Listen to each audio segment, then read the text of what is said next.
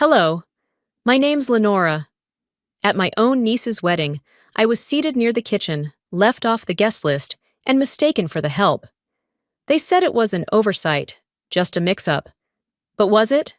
My sister and her in-laws smiled in public, while slowly erasing me behind the scenes.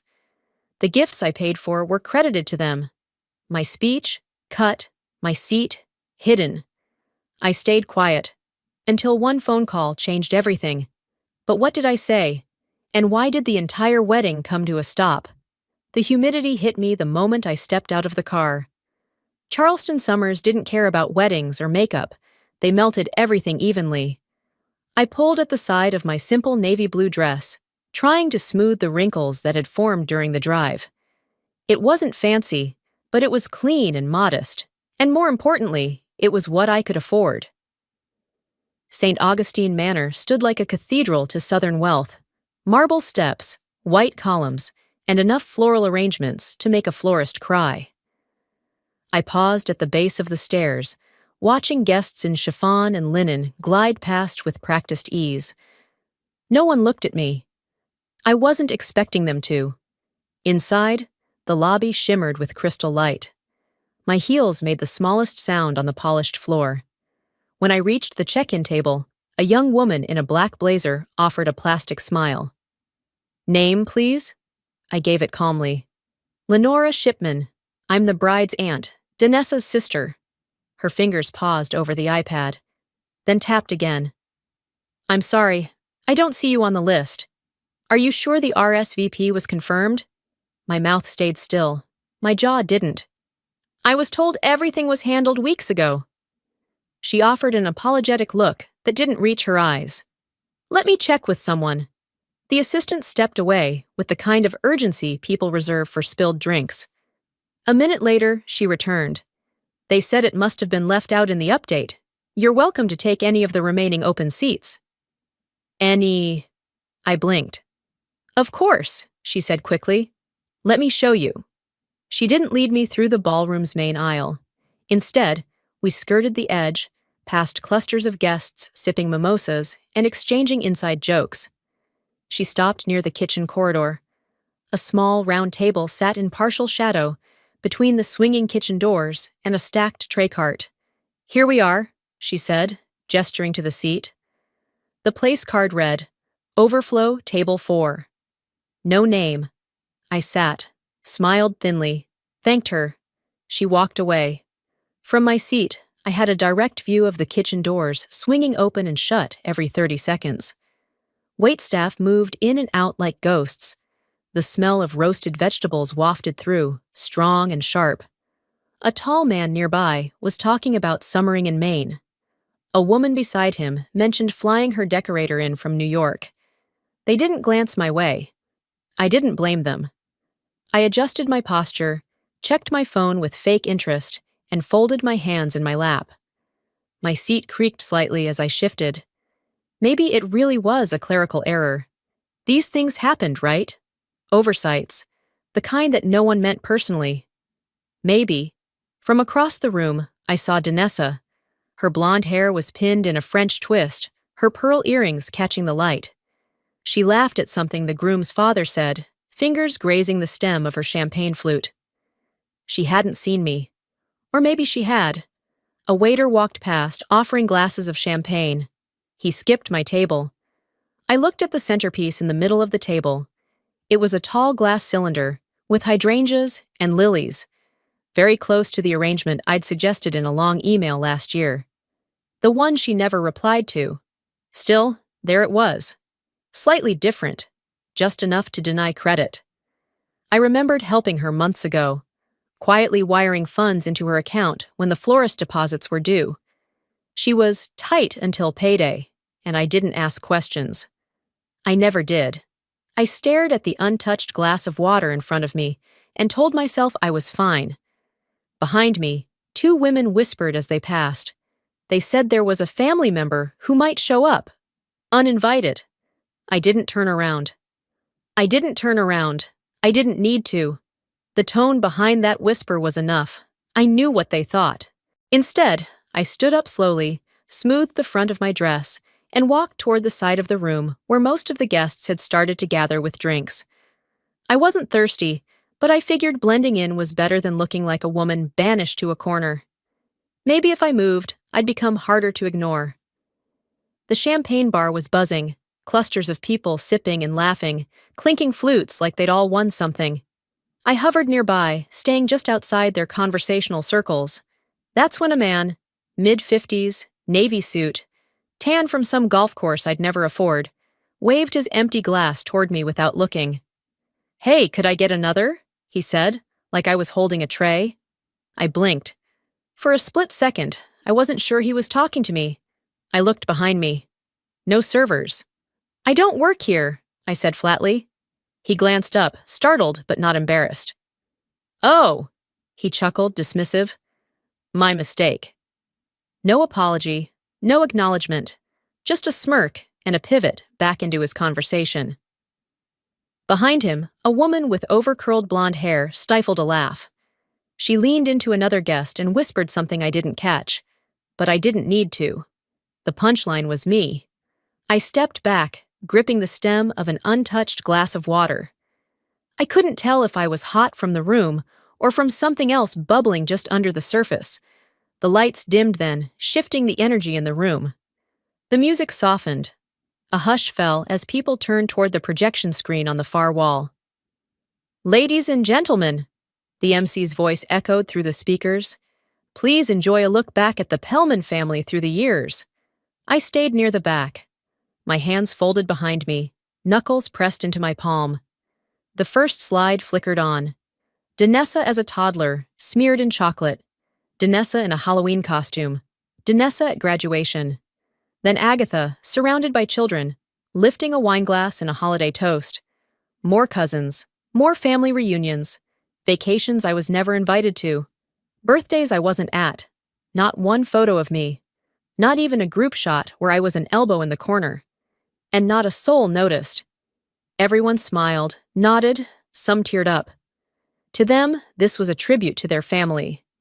To me, it was a carefully edited story, a fiction where I didn't exist.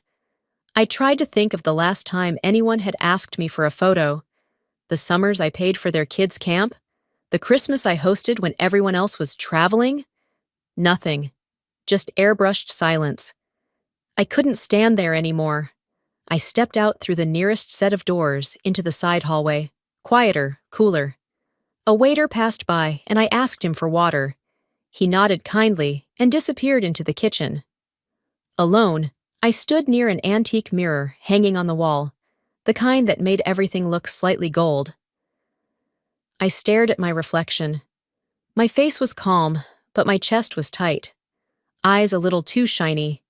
You ever look at yourself and feel like you're standing next to your own body, watching it try to keep it together? That was me. The hallway echoed with laughter from inside. The wedding wasn't mine to ruin. I'd keep telling myself that. Then I heard someone behind me. "You're not in the slideshow because you scare them," a voice said quietly. "You remind them who they used to be." I turned. It was a woman holding a clipboard, late 30s, sharp eyes, not unkind. She didn't wait for a response, just nodded once, like she knew everything, and walked away toward the kitchen. I watched her disappear down the hallway, clipboard tucked under one arm, stride confident like someone used to moving between people who forget to see her. I stood there for another beat, then checked my watch.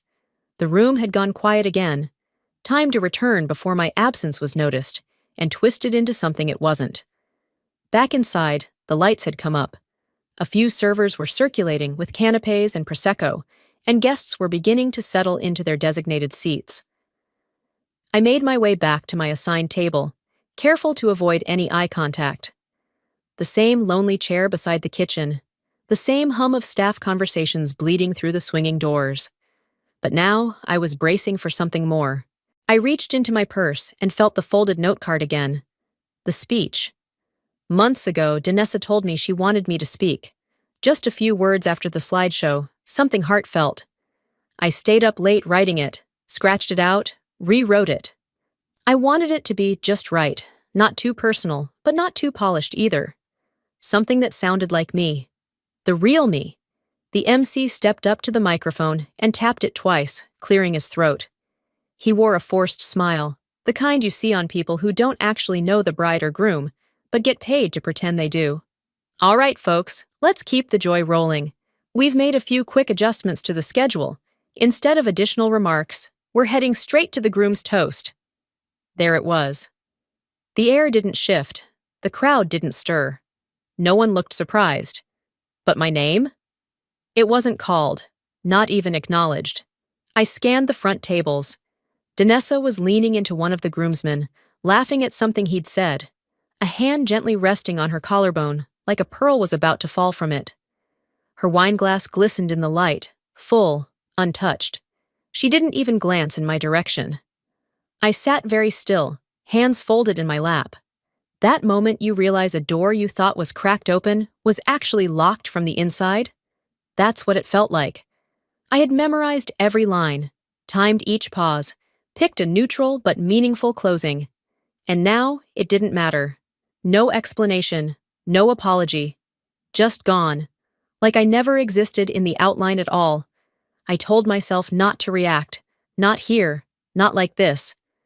I wasn't going to give anyone the satisfaction of calling me dramatic or bitter or jealous, the words families love to use when they've pushed someone to the edge and are waiting to see if you'll jump or just disappear.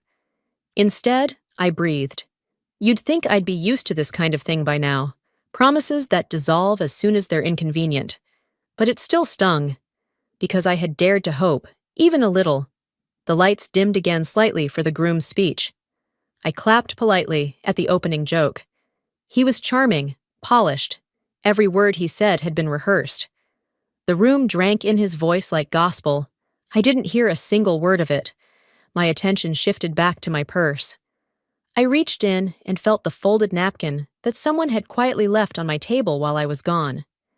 At first, I thought it was just another discarded linen, but when I opened it, my breath caught. Inside was the note card. The speech I had left backstage. My handwriting, perfectly preserved. At the bottom, in neat ink, just in case you still want to say it someday. R. I looked across the room toward the serving station, and there she was again. Clipboard woman. She didn't say anything, just nodded once before disappearing through the kitchen door. I held the card tightly, not to crumple it, but to feel its edges. Danessa once told me, "You've earned your moment." I believed her. That was the mistake. Not because I needed the spotlight, but because she made it sound like it would cost her nothing to give it. I slipped the note back into my purse. Let them pretend I had nothing to say. I'd find another place to speak. The room hadn't grown quieter, only my tolerance for it had. I tucked the folded note back into my purse and stood up. I didn't head straight for the ballroom again. Instead, I took the long route down the hall, passing the catering station, letting the familiar scent of roasted rosemary and charred lemons distract me. A few servers nodded politely as I passed. They knew who I was. Maybe not by name, but they knew. By the time I looped back to the garden terrace, the photo session was starting. Guests were being corralled into neat lines by a woman with a headset and the photographer's assistant, both issuing instructions with smiles that were just thin enough to feel like warnings. The wedding party had gathered at the center, with Danessa radiant in her pale lilac gown, flanked by in-laws, cousins, and people who treated her like royalty. I took a step forward toward the edge of the group. "Hey, Lenora," Danessa said lightly, sidling up to me with a small plate of hors d'oeuvres. Her voice was low, syrupy. "Just try not to stir things up, okay? This day's been a lot of work. Let's not make it complicated." My response came faster than I expected. "You think I don't know how to behave?" She smiled wider, like that made me look foolish. "It's not that. It's just, you know how certain moments aren't meant for everyone to speak." My jaw tightened. And yet, I've held this family together more times than anyone in that lineup.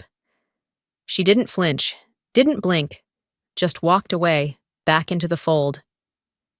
The photographer's voice broke in. "All right, let's get immediate family up here. Bride's parents, siblings, children if any. Quickly now, let's keep the light."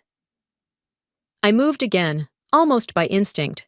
But before I could get within 10 feet of the white runner, one of the younger staff stepped into my path. "Sorry, ma'am, the photographers asked for core family only right now. We'll have a larger group shot later." The way he said ma'am, so polished, so apologetic.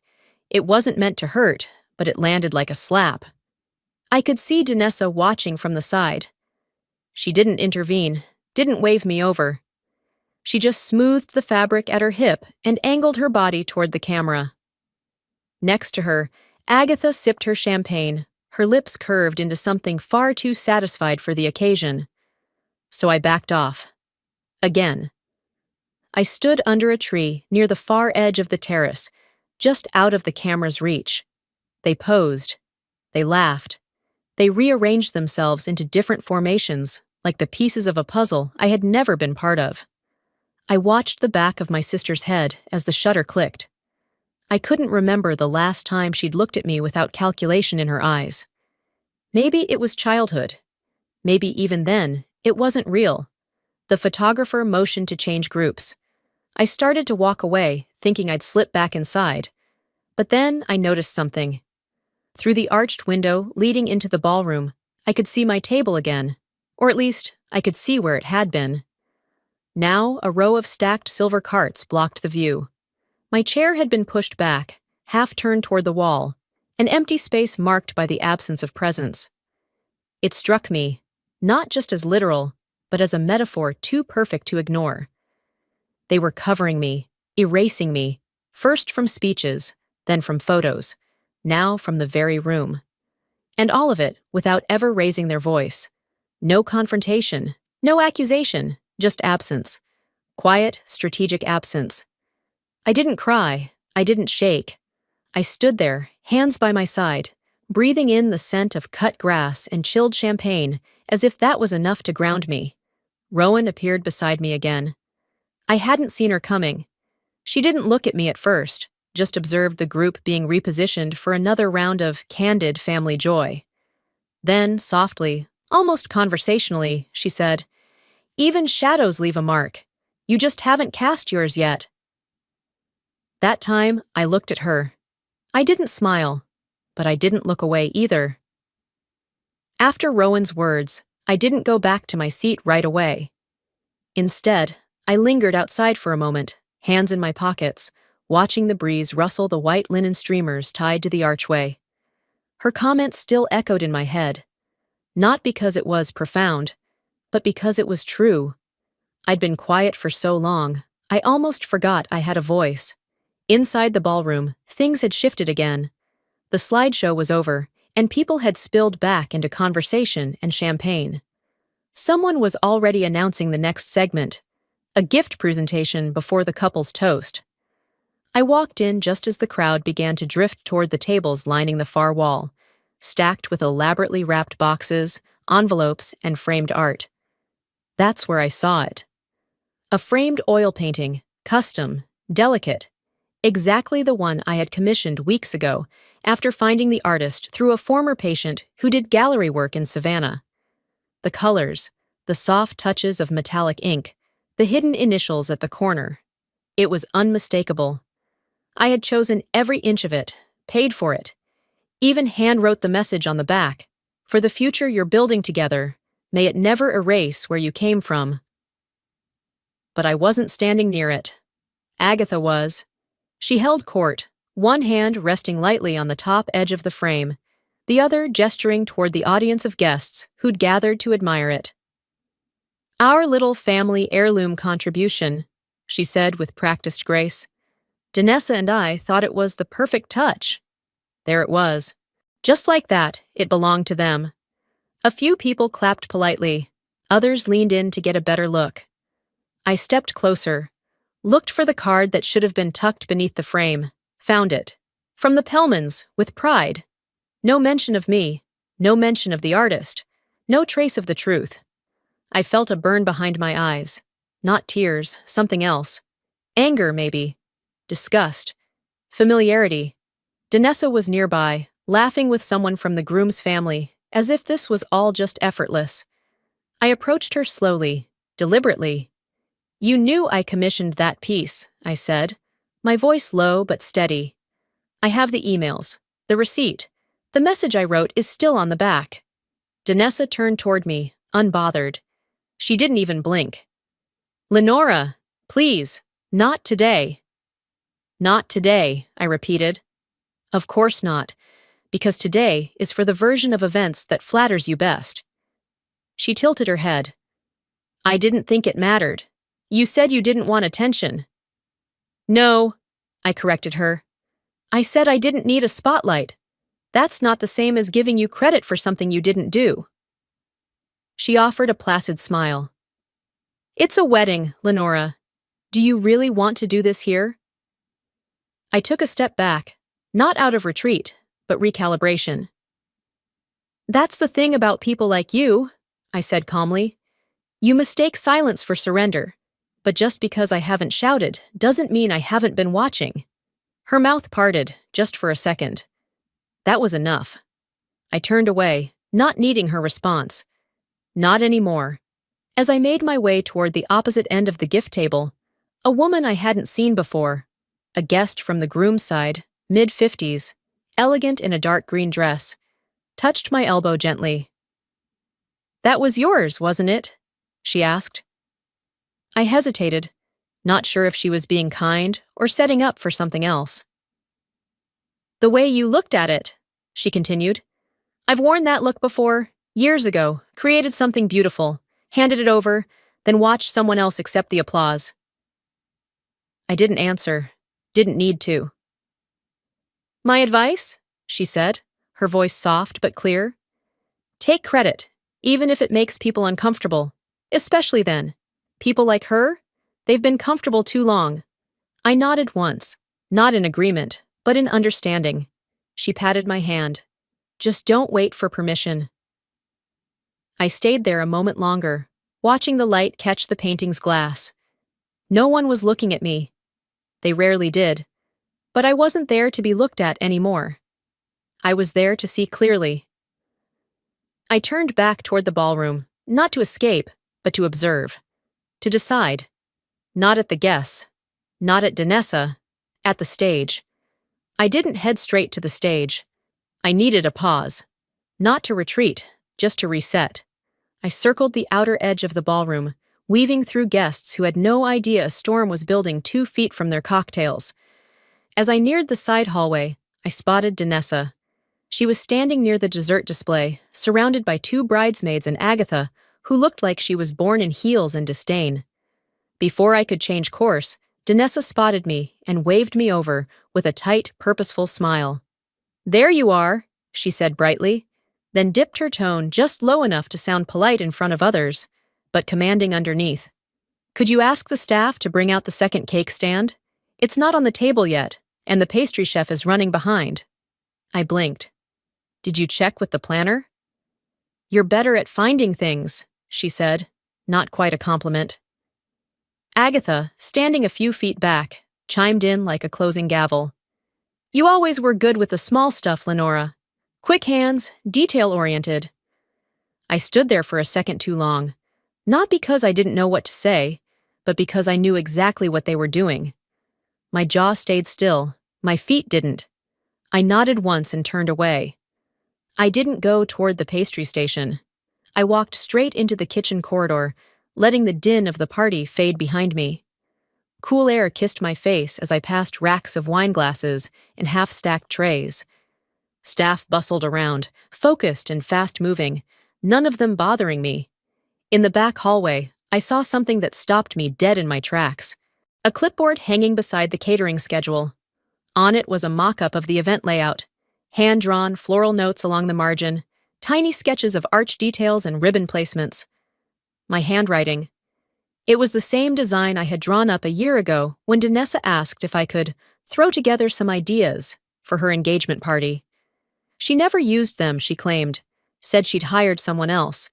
Yet here they were, my scribbles, my vision, now executed down to the exact shade of eucalyptus in the floral arch. I stepped closer. My notes had even been highlighted, erased, repurposed, then passed off as someone else's vision. Voices echoed from the rear door. Two young men entered, one of them pausing to snap a photo beneath the arch. "Dude, this is next level. Danessa's got serious taste," one of them said, tilting the camera up. "She must have hired a killer designer." My fist clenched around the edge of the clipboard, but I didn't speak. Not yet. I turned back, slower this time, and walked toward the kitchen exit. Rowan was waiting near the threshold, arms crossed, clipboard hugged to her chest. She raised an eyebrow without a word. "They want the second cake stand," I said flatly. "You gonna fetch it?" she asked. I looked down the hallway, then back at her. "No?" Rowan studied me. Then she stepped forward and spoke in a quieter tone. "If you walk back in there with nothing, they'll say you forgot, or that you didn't care enough to help." "Good," I said, voice steady. "Let them." She nodded slightly. Then she pulled something from behind her clipboard, a slim folder with 3 sheets inside. "Design layouts," she said. "The originals, yours, dated, with your name." I stared at it, then back at her. "You kept them?" Rowan shrugged. "Some people try to erase what they didn't build. Some of us like to keep proof." I took the folder but didn't open it. Not yet. I stepped into the light of the hallway again, the noise of the ballroom returning like static. My heels hit the wood floors with more clarity now, like they were meant to be heard. Every time they tried to reassign me, reduce me, reshape the narrative, I'd complied. Not anymore. If they kept shoving me toward the back, they couldn't be surprised when I flipped the breakers. Let them have their spotlight. I was already walking toward the power source. I didn't hesitate. My hands steadied themselves as if they already knew what came next. I walked past the linen-covered tables, past the guests still laughing with flutes of champagne clinking in their hands, and stepped into the thick of the ballroom like I belonged there. The lights had shifted slightly, softening for the reception portion.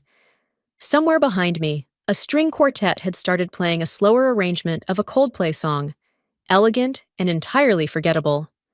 I made my way past the bar, weaving through clusters of guests catching up, exchanging pleasantries, gossiping about people just a few feet away. That's when I heard it. Agatha's voice, clear and sweet, like syrup masking vinegar. "It's noble, really," she said to a circle of women perched near the velvet chaise. "How the family still includes her. You know, considering the early years. No degree, that little apartment. We all do what we can." They laughed, of course. Not the loud kind. Just enough to be felt. Another woman leaned in, her pearls swinging. "She's the charity aunt. Every family's got one." I didn't stop. I didn't even turn my head. But my fingers tightened around the clutch I carried. A slow burn rose through my spine. I kept walking. This wasn't new, just more public. Halfway to the back wall, I passed a young guest, someone I didn't recognize. She was taking a photo of the hanging lights. Her eyes flitted over to me as I passed. "Love that you're going for the vintage look," she said, smiling in that smug, backhanded way some young women master too early. I paused. "I'm not," I said without blinking. "But I suppose that's your way of calling something old without calling it valuable." She blinked. Didn't respond. Behind her, I noticed Rowan watching from the side of the room near the AV table. She didn't speak, just made a quick note on a paper in her hand. She'd seen it all. I made my way toward the buffet. I wasn't hungry, but standing still made me feel like a target. Then another voice. Danessa's this time. Louder than she needed to be. "We've all helped her through the years," she said to a man near the wine bar. "She just has a hard time showing gratitude." It wasn't meant for him. It was meant for the room. That's when I stopped walking. I turned. Danessa noticed. Her mouth tightened slightly. Just a flicker, like she hadn't expected me to hear it, or maybe didn't expect me to care. I walked back toward her, not rushing. When I reached her, I stood just a few feet away, enough to command attention, but not to raise alarm. "You're right," I said, calm and clear. "I do have a hard time being grateful, especially when people confuse pity for generosity." Danessa blinked, but I didn't give her room to speak. I helped build this day, I continued. That painting, that arch, that speech you cut, that florist you still owe. I was there, but you kept pretending I wasn't. You built a stage on silence and expected me to keep holding it up. Agatha had turned to face us by now, her lips parted in a tight, toothless smile. We all have our roles, Lenora, she said, with the condescension of a woman who's never been questioned. Not everyone's meant for center stage. I'm not asking for center stage, I replied, but I won't stay in the shadows just to keep you comfortable. I didn't wait for either of them to speak. I turned, walked past the crowded tables, and found the one empty seat near the far end of the ballroom. Beneath the chandeliers I had suggested 6 months ago, the ones Danessa insisted were too much, before she found a way to claim the idea as her own. I sat, straightened my back, and looked straight ahead. A few people were watching now, not many, but enough. Rowan approached, walking with purpose. She didn't sit, just placed a folded slip of paper in front of me. They forgot whose name is on the paperwork, she said under her breath. You ready to remind them? I didn't just nod. I stood up. My legs moved before doubt had a chance to catch up. I walked past tables that moments ago had felt like battlegrounds, but now they were just props. The music still floated through the room, cheerful, oblivious. Glasses clinked, silverware tapped. No one saw it coming. As I stepped into the rear lounge, I slipped into the seat nearest the window. I needed a minute, not to reconsider, but to breathe before I set the whole thing in motion. The sunlight through the tall panes cut across the floor, casting clean, straight lines. Orderly, undeniable. I pulled my phone from my purse. One buzz vibrated as I unlocked it. A notification from 3 years ago, a scheduled voicemail. I had forgotten I'd saved it, back when I still believed voices could carry you through hard things. I pressed play. My father's voice, scratchy but strong, filled the speaker. If you ever feel invisible, he said, remember, you were the glue when everyone else cracked. My throat tightened, but the tears stayed back. Not from numbness, clarity. I had been the patchwork, the filler, the one who kept things moving behind the scenes. But the room had never once turned to say, she did that. They built this day over me, I whispered, but I'm still here, under it all. The call ended. I tucked the phone back in my bag and scrolled through my contacts. It didn't take long to find Dorian Kepler, the venue manager, a man who returned calls promptly and kept good records, because I chose him for that reason. I hit call. Kepler speaking. Dorian, I said, voice level. It's Lenora Shipman. Ah, Ms. Shipman. Everything all right with the event? Yes. I just need to confirm something. The contract for today. Whose name is it under? He didn't hesitate. Yours. You made the reservation, paid the deposit, and signed the terms. Everything's in your name. Thank you, I said, sitting up straighter. I'd like to invoke the cancellation clause. Effective immediately. A pause. Understood, he said, calmly but firmly. Would you like me to make the announcement, or shall I defer to you? I want them to hear it from someone who doesn't blink. I'll handle it. We hung up. I stood again, collected my folder, and returned through the side entrance, this time walking straight into the center of the ballroom. The crowd had shifted into a lull, that late afternoon stillness when guests start to relax too much. Agatha stood near the head table, swirling her drink like nothing could touch her. Danessa was mid-conversation, laughing, her fingers resting lightly on the groom's lapel. Dorian stepped to the front, microphone in hand. He didn't clear his throat. He didn't ask for attention. He just spoke. Ladies and gentlemen, I regret to inform you that the event will be discontinued effective immediately. The signatory on the contract has chosen to terminate the rental and service agreement.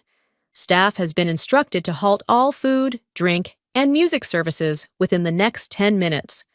Murmurs turned into a wave of gasps and murmuring. Faces turned, mouths dropped open. Agatha's expression soured, slow and twitching. Danessa looked as if someone had slapped her mid-sentence. "What is this?" she barked, stepping toward Dorian. "You can't just— This is a private event." Dorian glanced at me. I met his eyes. That was his cue. "I'm afraid Ms. Shipman, your sister, is the legal holder of this reservation. Her authorization supersedes any informal arrangement." I stepped forward, not needing the mic. "You're shocked," I said quietly, but loud enough. "I get it. After all, you've spent the whole day pretending I wasn't in the room, pretending this wasn't my handwriting on the plans, my name on the bills, my time, my silence. But I was the one who held this up while you stood on it." Danessa's face flushed. "Lenora, you're ruining everything." "No," I said, steady. "I'm ending it. There's a difference." "You can't walk away from family like this," Agatha snapped. "I'm not walking away," I said. "I'm letting go. There's a difference there, too." The room didn't fall silent, but it changed. Conversations died mid-word. Heads turned not out of curiosity anymore, but out of recognition. I reached into my bag and pulled out the folder Rowan had handed me earlier. I crossed the floor and handed it to her without fanfare. "You might want to keep this," I said. "Someone's going to try to rewrite how this ended." She nodded once, tucked the folder beneath her arm. Then I left. No one followed. No one stopped me. There was no spotlight, no grand music swell, just quiet, the kind that settles in when the noise you've tolerated your whole life finally stops. Outside, the sun had begun to fall just behind the treetops.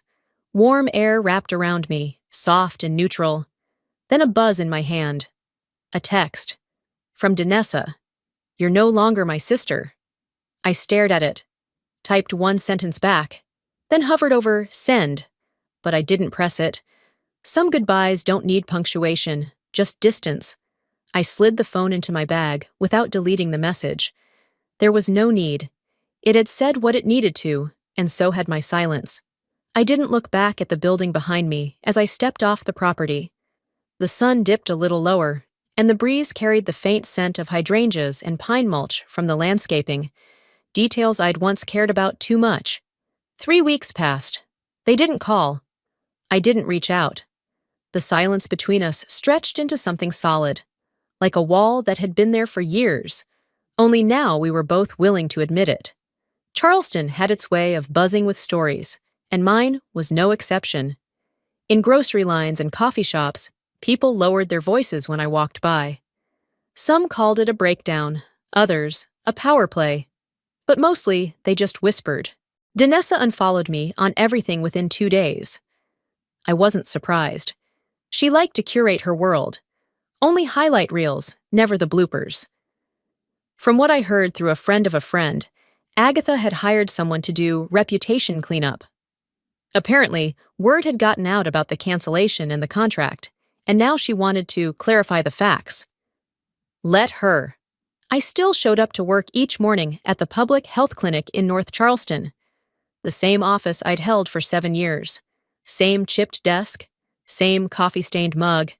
Nobody there asked what happened at the wedding. They just handed me case files and kept the day moving. And honestly, that was enough. One Tuesday afternoon, Rowan stopped by. She didn't knock, just tapped the doorframe and held up a plain manila envelope. "I figured you might want this," she said, placing it on my desk. "Everything's in here. Your emails, payment receipts, the signed agreement, just in case someone tries to twist it later." I looked at it for a second, then at her. "Thanks," I said. "You want me to go on record?" "I will." I shook my head. "No need." Rowan stood there for a beat, then said, "You sure? People forget fast, especially when the story doesn't benefit them." "I don't need them to remember," I replied. "I just need to stop justifying myself." She gave me a slight smile. "Fair enough." After she left, I didn't open the envelope. I placed it in the back of the bottom drawer and slid it shut. A few days later, I found myself reading over a letter I had written by hand. It had taken me hours, scratching out lines, rewriting parts. I didn't even know if I'd send it when I began. It wasn't angry. It wasn't dramatic. It was just honest. I told Danessa the truth, that I loved her once without condition, that I carried too much for too long, and that I finally realized some bonds only work when both people pull. I folded it, walked it to the mailbox, then paused, and instead of sliding it inside, I walked it back home, tore it clean down the middle, and dropped the pieces in the trash. Some bridges don't burn, they just fall apart from neglect. And I didn't need to cross this one again. The next Monday, we welcomed a new intern to the clinic. Maya. Bright-eyed, over-prepared, and still believing she could change the world in one grant cycle. She shadowed me most of the morning, and by lunchtime, she asked, "How do you handle it when someone at work tries to take credit for what you've done?" I smiled, not out of bitterness, but familiarity. "Well," I said, "you've got options. You can stay quiet if it's not worth it. Or you can speak up when you're ready, but either way, keep records, document everything." She nodded. I could see the wheels turning behind her eyes. "You're tougher than you look," she said. "Most women are," I replied. That afternoon, I stayed late to finish a report. The building had mostly emptied out, and I sat at my desk, watching the light fade through the blinds. I wasn't lonely. I wasn't bitter. I was just steady. For the first time in a long while, I didn't feel like I had to defend my presence in a room. I didn't have to explain how I got here, or who built the platform I stood on. I was never the loudest voice, but I was the one who drew the blueprint. And now, they knew whose signature was at the bottom. Before we wrap this up, I want to leave you with something personal. If this story meant anything at all, I hope it reminded you of this. You don't have to be loud to be powerful. You don't need a title to hold value. And you certainly don't need permission to take up space in a world that keeps trying to shrink you. For too long, I let other people define my worth. By what I wore, where I sat, and what they said about me when they thought I wasn't listening. But strength doesn't always come in a roar. Sometimes, it's in the quiet, unwavering choice to walk away, without looking back. If you've ever felt invisible in your own family, if you've been the one who held everything together and got none of the credit, just know you're not alone. And your story still matters, even if they never say your name. Let me ask you something. Have you ever been written out of someone else's narrative? How did you reclaim your voice? Or are you still finding it? I'd love to hear from you. If this video spoke to you, if it touched something real in your heart, drop a 1 in the comments, or just tell me where you're watching from. Let's build a space where stories like ours are seen, not silenced. And if this one didn't land for you, I respect that too. Tell me why. I'm listening. If you're new here and this kind of storytelling resonates with you, don't forget to hit subscribe and turn on notifications so you won't miss the next story. Because sometimes healing begins not in being heard by everyone, but by being understood by just one person. And maybe, just maybe, that person is you. Hi, my name's Lealia, and I used to think silence would protect me. Last week, I walked into a bank I helped build and got treated like I was there to clean the floors. My own sister ripped up my withdrawal slip, live-streamed me being searched like a criminal. She called me a fake, a beggar. But the truth? The truth had been buried for years, under family favors, old secrets, and a name no one wanted to remember. Mine. They thought I wouldn't speak, so why now? Why today? That's what I'm about to tell you. Would you have stayed quiet? It's Tate, I corrected quietly. Lealia Tate. The teller blinked once, unmoved. Her manicured fingers hovered above the keyboard as if the wrong pronunciation had drained her interest completely. I could feel the weight of eyes behind me, people shifting in line, glancing down at their watches, annoyed that I dared to slow down their very important mornings. The air inside Regent Crest always smelled the same, a mix of high-gloss wood polish and something expensive trying to smell effortless. I had stood in this very lobby years ago when it opened. Back then, they served champagne at the ribbon cutting. I remembered clinking glasses in the same spot I was now standing. Only no one offered me a drink today. No one offered me anything. I adjusted the strap of my tote bag on my shoulder and placed the withdrawal slip on the counter. $400. Not $4,000. Not $40,000. Just enough to pay the electrician who'd agreed to take cash. That, apparently, made me someone worth dismissing. A security guard near the entrance gave me another glance. I recognized the posture, ready to step in case things got out of hand. But I wasn't making a scene. I wasn't raising my voice. I wasn't even asking for anything more than what was already mine. "Is there a problem?" I asked, keeping my tone level. The teller pursed her lips. "This amount?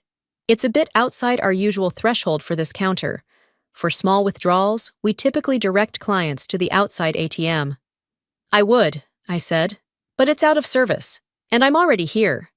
The conversation should have ended there, but instead, I heard the unmistakable sound of stilettos on marble. The sharp, deliberate rhythm of someone who wanted their presence felt before they spoke. I didn't turn to look. I didn't have to. "Lealia," a voice called. "Is that you?" I looked up. There she was, Darla. My sister. She was dressed like the job came with a stylist, deep blue blazer tailored to perfection, her name badge gleaming beneath the Regent crest insignia. Her hair, always too perfectly ironed, curled under at her jawline like a corporate signature. "I didn't recognize you," she said with a tight smile that didn't reach her eyes. "Didn't realize we'd started allowing comfortable clothes in the executive wing?" The words weren't loud, but they were loud enough. One of the men behind me chuckled, that quiet, chesty kind of laugh that doesn't need volume to be cruel. I didn't bite. "Just here to withdraw some cash," I said, my voice still calm. "Nothing more." Darla tilted her head like she was trying to remember who I was, beyond the sibling she hadn't spoken to in months. Maybe years. I wasn't sure anymore. Family time had become more of a PR performance than a genuine tradition. "Of course," she said sweetly. "But do keep in mind, this branch primarily handles high-value clients. You may find our downtown location more accommodating." It was a brush-off disguised as advice. She didn't say I didn't belong here. She implied it. Like always. I glanced over her shoulder. The teller still hadn't moved. "I've had an account here for over 10 years, I said. "I helped open this branch. I'd like to make my withdrawal here." Darla blinked. For a moment, just a flicker, something in her expression shifted. But it vanished just as fast, replaced with the same tight, poised smile. "We'll see what we can do," she said. She turned and walked away, her heels punctuating the silence. I stood there, surrounded by polished surfaces and artificial kindness, wondering how many people had just watched that entire exchange and assumed I was in the wrong. Maybe that I'd wandered into the wrong bank. Maybe that I was someone who didn't understand how places like this worked. They weren't entirely wrong. This place didn't work the way it used to. My eyes wandered to the etched marble wall behind the teller stations. The mission statement was still there, carved in gold lettering I once argued should be understated, not ostentatious. I lost that debate. Funny how much you lose when you're the one doing all the building behind the scenes. A client in line behind me whispered just loud enough for it to sting. "Why is she even here?" I looked down at my shoes. The left lace was frayed, just enough to notice, just enough to judge. From behind the counter, the teller's voice rang out with exaggerated sweetness. "Miss Tate? Is that how you pronounce it?" I lifted my head slowly. "It's Tate," I corrected. "Lealia Tate." I kept my eyes on her back. Because I knew, soon enough, they'd all see who the real imposter was. The teller cleared her throat, forcing a practiced smile. "Whenever you're ready, ma'am," she said, reaching out with just 2 fingers, like I was handing her something contagious. I handed over the slip. The corner was creased from being inside my palm too long. She looked at it, glanced toward the back office window, and her eyes lit up with recognition. Of course! Darla hadn't gone far. Seconds later, I heard the familiar sharp taps of her heels, heels that always hit the ground like she was walking on someone else's time. She emerged from the hallway with a look that said she wasn't here to help me. She didn't ask. She didn't speak. She just took the withdrawal slip straight from the teller's hand. Then, without flinching, she tore it in two. The sound cut through the lobby like glass splitting in slow motion. "We don't waste resources on pocket change," she said loud enough for everyone in the line to hear. My mouth didn't open, but something in my chest cracked. There was a pause, just long enough for the laughter to begin. Not loud, not obnoxious, just the low, rolling kind that spreads through a room when people think they've been given permission to mock. It came from behind me first, then from two men near the espresso station, then from a woman scrolling on her phone. I looked straight ahead. Darla leaned on the counter with both hands, the way she used to lean on the kitchen table when we were kids, and she wanted to prove a point without yelling. "Honestly," she said with a forced chuckle, "I thought this was a prank. You showing up here like this." I said nothing. "You used to have standards," she added, her eyes scanning my outfit like it was evidence in a trial. I tilted my head slightly. "I still do." The words came out steady but quiet. She narrowed her eyes. "You thought this was still your bank?" "I thought it was," I answered. "I thought family might mean something in this building." "That's cute," she said, voice clipped. "But here, you're just another face at the wrong counter." Behind me, I heard a voice I didn't recognize. "Someone go get her a mop," a man said, half laughing. "Looks like she came in through the service door." That one got a full chorus of laughter. I didn't flinch. Darla looked pleased. That was always her favorite game, humiliation dressed as professionalism. From the corner of the room, a different sound rose, a quick electronic ding. Not from the bank's system. A phone. I turned just enough to see Monette Claiborne, one of Darla's longtime socialites, holding her iPhone up like it was an award. She was already live. TikTok, probably. Maybe Instagram. I couldn't keep up anymore. "Oh, this is gold," Monette whispered, panning the camera. She just tried to withdraw $400 at Regent Crest in a tote bag. She said it with the same tone someone might use if they spotted a stray dog trying to enter a steakhouse. Then she laughed. High-pitched, rehearsed, just loud enough to be heard across the lobby. "Ever seen a bank beggar? Today might be your lucky day, y'all," she said to her audience of followers. I glanced at her for a second, long enough for our eyes to meet. Long enough for her to know I heard. Then I turned back to the counter. I didn't speak. I didn't run. And I sure as hell didn't perform. Across the desk, the teller now looked like she didn't want to be involved anymore. Her fingers hovered, waiting for someone else to decide what happened next. That's when Darla leaned in again. "You used to be somebody, Lealia," she whispered, venom hidden in sisterly concern. "But now, you come in here looking like a checkout clerk from a gas station, begging for walking around money." I stayed still. "Is that really what you've become?" I looked her dead in the eyes. I became exactly what I needed to be when nobody else showed up. Her face froze for a moment, just a flicker. But she recovered quickly. "You don't belong here," she said flatly. My hand rested on the counter. I could feel the wood grain under my fingertips. I helped choose that wood. Imported walnut, sustainable, matte finish. But no one here knew that, not anymore. I scanned the room. The tile beneath me? I helped approve the floor plan. The layout? I suggested 3 versions before they settled on this one. Every inch of this place still carried echoes of my work. But no one saw it. No one remembered. Except for one face behind the teller row. Clara.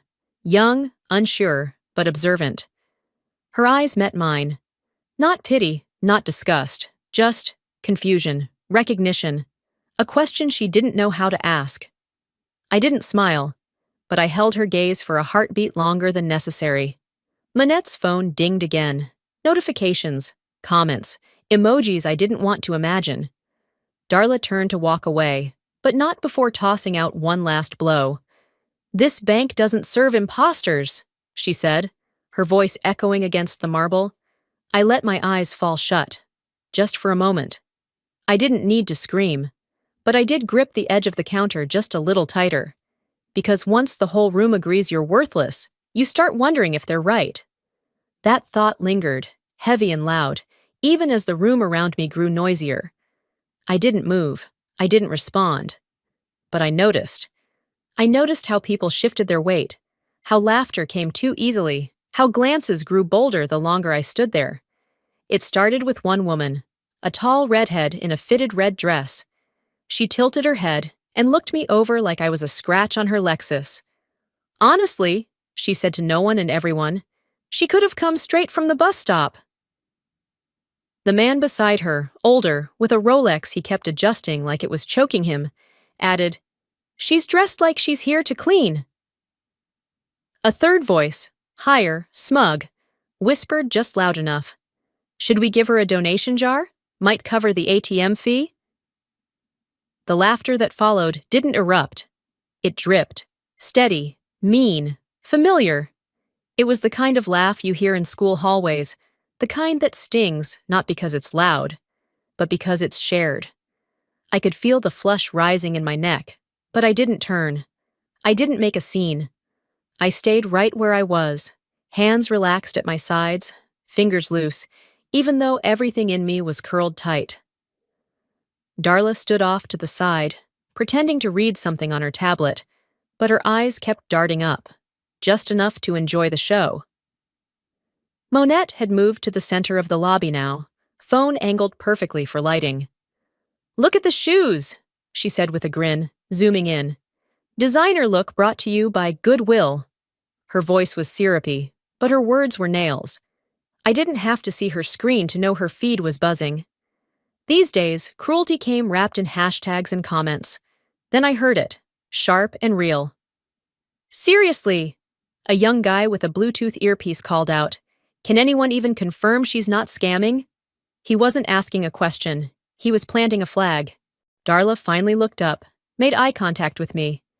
"You've created quite a scene, Lelia," she said, smoothing her jacket. "Please don't embarrass our family any more than you already have." I stared at her. "Our family?" I asked, keeping my voice low. "That's rich." She held my gaze for a second, long enough for her cheeks to twitch, but not long enough for her to speak again. Instead, she gave a quick nod to the front desk. One of the younger tellers picked up a receiver. She didn't say much. Just a few clipped phrases, followed by a pause and a final, "Yes, ma'am." That was all it took. A low beep echoed through the security system. It wasn't loud, just a soft signal. But I caught the way one guard straightened, touched the cord on his earpiece, and murmured something into his lapel. Vince, the older security guard, shifted uneasily by the door. He looked at me, eyes hesitant, jaw tight, but didn't move. The other guard, a younger guy, stockier, with something to prove, made his way toward me. His posture told the story before his mouth did. "Ma'am," he said, standing too close, "we just need to do a quick safety check." I tilted my head. "Safety from what?" "Policy," he answered. "Standard procedure." That wasn't true. There was no policy for what they were doing. No policy for humiliating someone while smiling for the cameras. But I didn't argue. He didn't touch me, yet. But the implication hung in the air. The crowd was quiet now. Not because they were ashamed. Because they were entertained.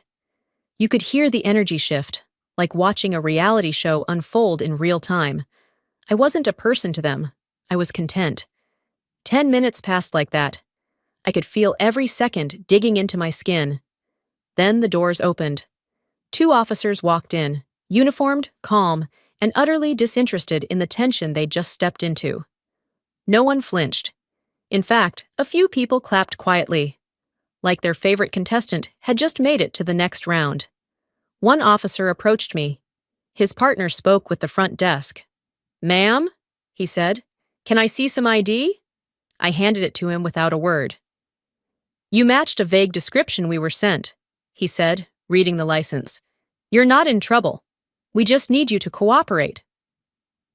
Darla was standing behind the teller counter now, arms crossed. The corners of her lips twitched, but she wasn't smiling. Not quite. I looked at the officer. Am I being accused of something? Not officially, he said, but someone flagged suspicious behavior. Of course they did. Suspicious behavior like standing still, like wearing shoes without labels, like being inconvenient to look at. He returned the license. You're clear. But the damage had already taken hold. Phones were still up. Monette was whispering into her mic, and I had no doubt that whatever came next would be clipped, captioned, and spun into a 30-second takedown of the day's bank drama. I breathed in. Slow, shallow. From somewhere behind me, a voice said, Even if she's rich, she'll always be trash in that outfit. That one, more than the others, landed. Because it wasn't meant to be funny. It was meant to be final. I didn't cry. I didn't speak. But the last part? That stayed with me longer than I want to admit. She wasn't praying. She was waiting for someone to do the math. And finally, someone did. From where I stood, I could still see Clara at her desk. Low profile, head slightly down, fingers typing with steady rhythm. She didn't look up, not yet. But her posture had shifted. There was purpose in her stillness. She wasn't laughing like the others. Wasn't scrolling or filming or exchanging those glances people pass around like cigarettes, meant to burn, not to share warmth. She stared at her screen longer than needed for a regular check. Then something changed. A subtle tilt of her chin, her brows tightening just a fraction. Whatever she'd pulled up, it wasn't standard. I saw it in her face. She knew. There was a power in that. A quiet one. Not the kind that demands a microphone, but the kind that knows how to hold silence like a loaded gun. Clara leaned back slightly, eyes still on the screen. Her mouth moved, but barely. Not talking, reading, confirming, cross-referencing. And then she froze. Her lips parted for half a second before she caught herself and glanced up, straight at me. We held eye contact. She didn't nod, didn't signal anything, but I felt the shift. Somewhere between the lines of her expression, between the knowledge and disbelief, something had clicked. I turned away before it could linger too long. I didn't want her to draw attention. Not yet. Instead, I took a few slow steps toward the back wall of the lobby. The chatter behind me faded as my focus narrowed. Past the row of teller counters, behind the gold-accented rope barriers, stood a floor-to-ceiling panel of dark marble. At its center, in embossed lettering, was the mission statement of Regent Crest Bank. To serve with excellence, to lead with integrity, to honor our foundation. I used to believe that.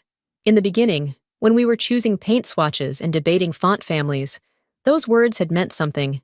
They weren't just for press releases or social media banners. They were a promise, a covenant. At least, they were to me. I reached out and let my fingers brush the corner of the steel crest mounted beside the panel, a logo I had designed. A simple arc intersecting a crest, meant to symbolize growth, resilience, and continuity. Now it just looked like branding. But back then, it had come from something real. A sketch on a napkin during a sleepless night, drawn by someone who believed in the kind of place this could be. Someone they'd all decided didn't belong anymore. Behind me, another notification sound chirped. Monette again, probably reacting to a fresh flood of comments. Her voice was softer now, less performative. Maybe the energy in the room had changed, even if they didn't realize it yet. I didn't move. I just stood there, palm pressed to the stone, not out of nostalgia, but to reclaim something that had always been mine. That's when Clara moved. It wasn't dramatic. She didn't make an announcement. She simply clicked one final key, waited, and then reached into a drawer. She pulled out a single printed sheet, folded it once, and tucked it into her blazer. Then she stood. Her eyes scanned the room, Not in panic, but in awareness. And then she walked. Not toward me. Not toward Darla. But toward the hallway just past the teller booths, where the private offices were. She passed Monette, past the guards, past the line of people still holding their phones and their judgments, and no one stopped her. Clara disappeared down the corridor, and for the first time since this started, I felt it. Momentum. It wasn't big yet, not loud, but it was real, and it was mine. A man 2 seats away cleared his throat. The woman in red, who'd laughed earlier, pretended to check her watch. No one was filming anymore. I took another look around, just a glance, and stepped aside from the crest, letting my hand fall. I wasn't angry. I wasn't even embarrassed anymore. I was awake, and somewhere, beneath all the noise and cruelty, someone else finally was too. Because silence says more than screaming when the person you dismissed turns out to own the floor you're standing on. I didn't hear Clara speak, but I saw her pause at the edge of the hallway. She slipped through the glass door like she belonged there. The moment passed quickly, nothing dramatic. But the energy in the room had shifted. And so had Vince. He'd been leaning near the front entrance this whole time, just out of frame, invisible in the way older men in uniform often are, until they're not. I saw him glance at me, then at Darla, then at the teller line, and the thin tension still hanging in the air like static. He didn't say anything to anyone. He just turned his body, walked toward the hallway opposite Clara's path, and disappeared through the staff-only exit. No one paid attention. I did. 10 minutes passed. Maybe 12. By then, the lobby had gone strangely quiet. Phones lowered. People started shifting in their seats, unsure whether they were still supposed to be laughing or waiting for the next act. Monette was still scrolling, but she'd stopped narrating. Even Darla was no longer pretending to look at her tablet. And then, like it had all been scripted, the glass front doors opened. No dramatic music, no booming voice, just a man in a gray suit, no tie. Dark dress shoes, not shined to perfection, but clean and firm against the marble. He didn't look rushed. He didn't look curious. He looked like he belonged. Leonard. He stepped into the lobby, calm as the morning sky, and for a second, just a second, everything stopped. I could feel it before I even turned. People noticed. Heads turned, mouths parted slightly. Someone murmured behind me, "Isn't that the guy from Duxford Holdings?" Another voice replied, "That's her husband." Darla's head snapped toward the entrance. Her face drained like someone had pulled the plug from the back of her neck. Leonard didn't address her. He didn't look at anyone. He just walked straight past the seating area, past the teller line, until he stood beside me. He didn't ask what happened. He didn't demand answers. He looked at me and said, quietly, directly, no pity in his voice, "Are you okay?" I looked at him, nodded once. That was enough. Then he turned, to the manager at the front counter. "To whom it may concern," he said evenly, "I'm initiating a full withdrawal, all personal, business, and trust holdings under my name, my companies, and our family foundations." The manager stuttered. "Sir, do you mean now?" Leonard nodded. "Now?" Darla blinked, stepped forward. "Leonard, I think you're overreacting." He didn't raise his voice. He didn't even look at her. "I'm not reacting," he said. "I'm responding. You allowed them to mock my wife in a space she helped build. That's not something I overlook. That's something I fix." Darla's mouth opened again, but no words came out.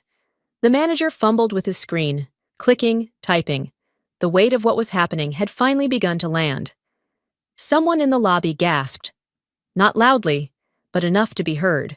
Monette dropped her phone in her lap. A woman who'd made the donation jar comment earlier stood and slowly backed away from the center of the room. Leonard reached into his inside pocket, pulled out a sleek black card, and placed it on the counter. "Process it," he said. The manager reached for it with shaky hands, and then Clara returned. She didn't say anything either. She stepped up beside Leonard, unfolded the printed document from earlier, and placed it carefully next to the card. An account summary, not just for Leonard, but for me. My name, Lelia Tate Duxford, sat clearly at the top of the page. The total? Large enough to give anyone in the room heartburn. Leonard didn't even glance at it. He'd seen it before. This wasn't about proving anything to him.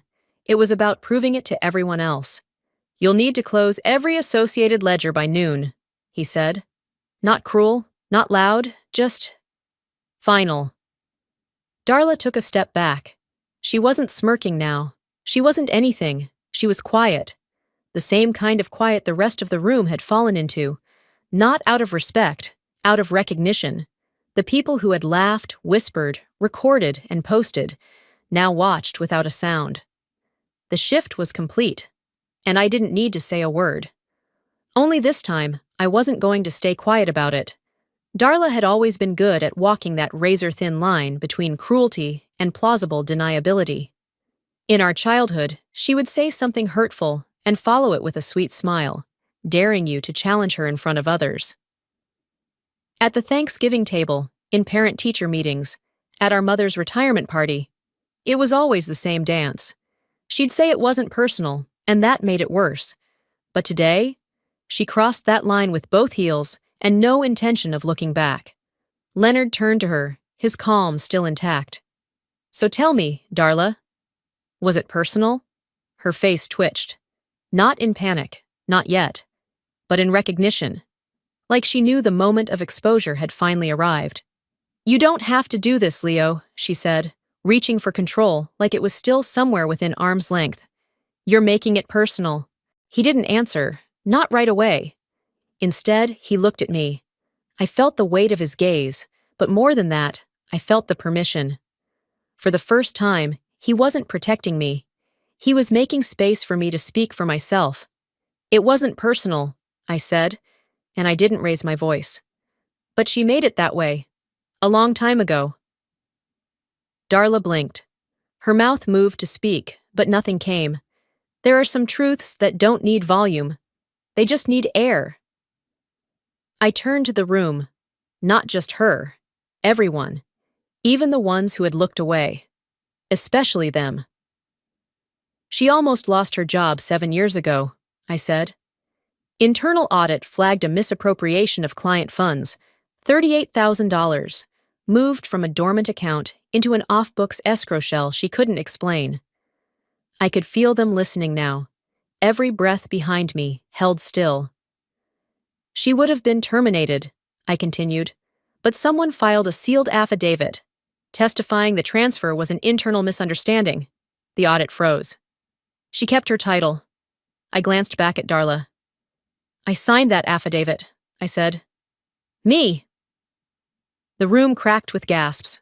Quiet ones, controlled, but gasps all the same. Darla stepped forward, her voice high, too quick. That was years ago. I was new to management.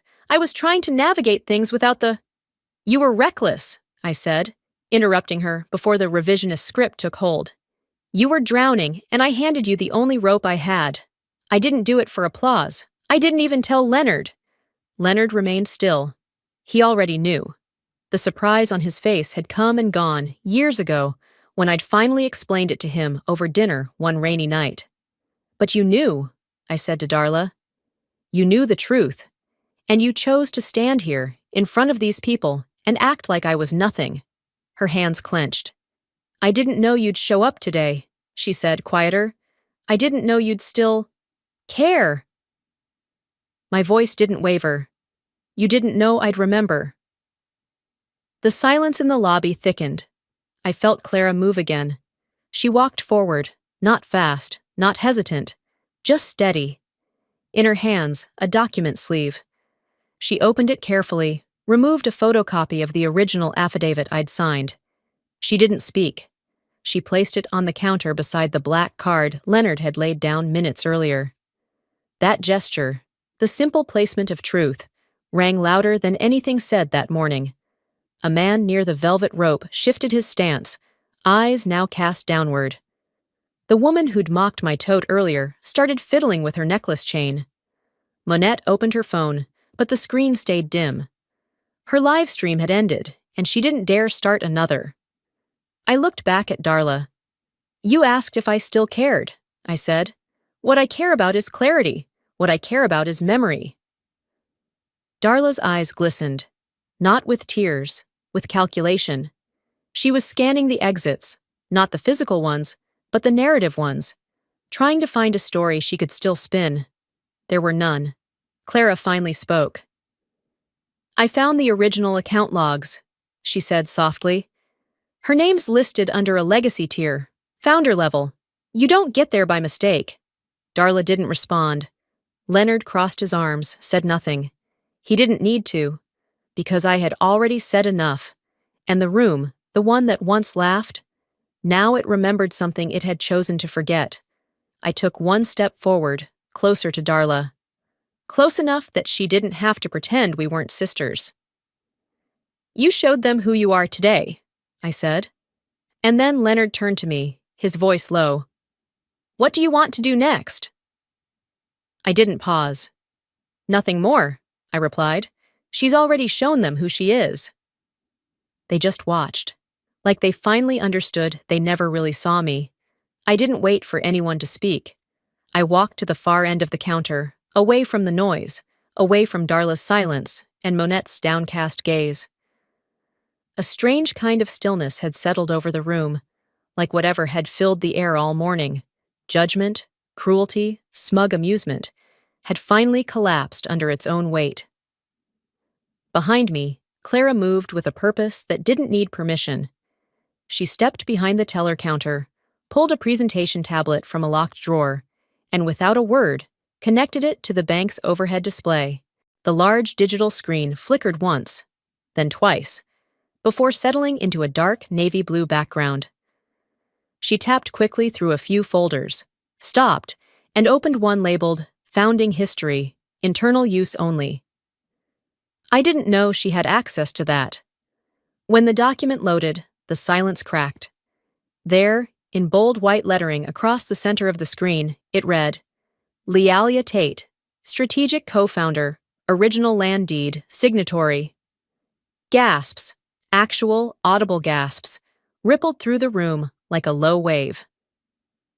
Someone, maybe the man in the gray blazer, who'd laughed earlier, whispered to himself, "Wait, she helped build this?" Clara stood to the side, hands folded in front of her. She didn't look at me. She didn't have to. I heard a ceramic cup shatter softly. A woman, client, upper 40s, tailored dress and pearls, had dropped her espresso. It dripped down the counter, pooling near a stack of financial brochures. Nobody moved to clean it. Then came the video. Clara swiped to another folder and opened the internal feed. A screen-in-screen combination of two clips.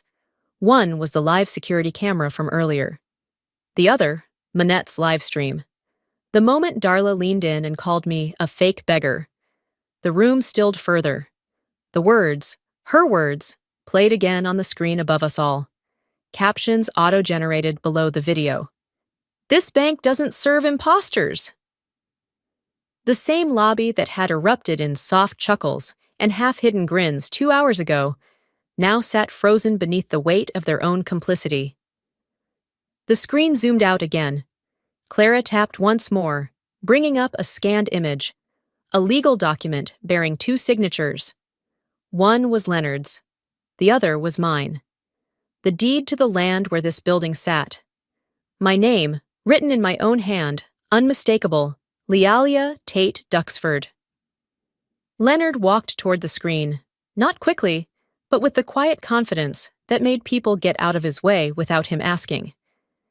He took a hard copy from his briefcase. The same deed, placed it in front of the manager, beside the account summary. No words. Then he turned and stood beside me. I stepped forward, finally speaking, not to the crowd, not to Darla, but to the space between us. "You were right," I said. "I didn't look like I belonged here today." The words hung in the air, just long enough for someone to mistake them for concession. But that's only because none of you ever looked close enough. I didn't raise my voice. Didn't point or scold. I just spoke the truth and let it rest on their shoulders. Vince stepped forward, his hands clasped in front of him like a man standing in front of a grave. "Ma'am," he said softly, "I didn't know." He meant it. I gave him a small nod. That's the thing about assumptions. They feel like facts until they're proven wrong. The woman who had compared me to a janitor earlier looked down at her heels. Monette still hadn't picked up her phone.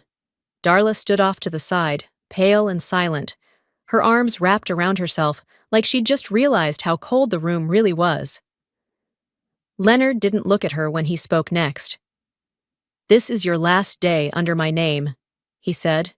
His voice was low, measured. "After today, your employment ends." Darla's lips parted, but she didn't form words.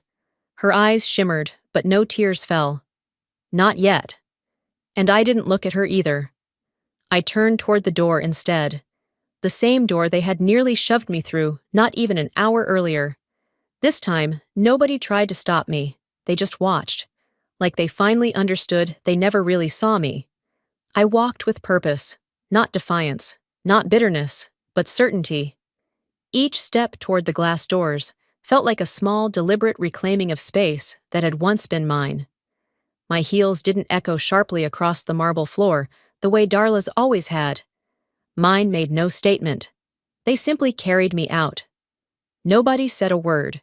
Vince stepped to the side without hesitation, holding the door open with the quiet dignity of a man who knew he'd stood on the wrong side of something, but wanted to do one thing right before the end of the day.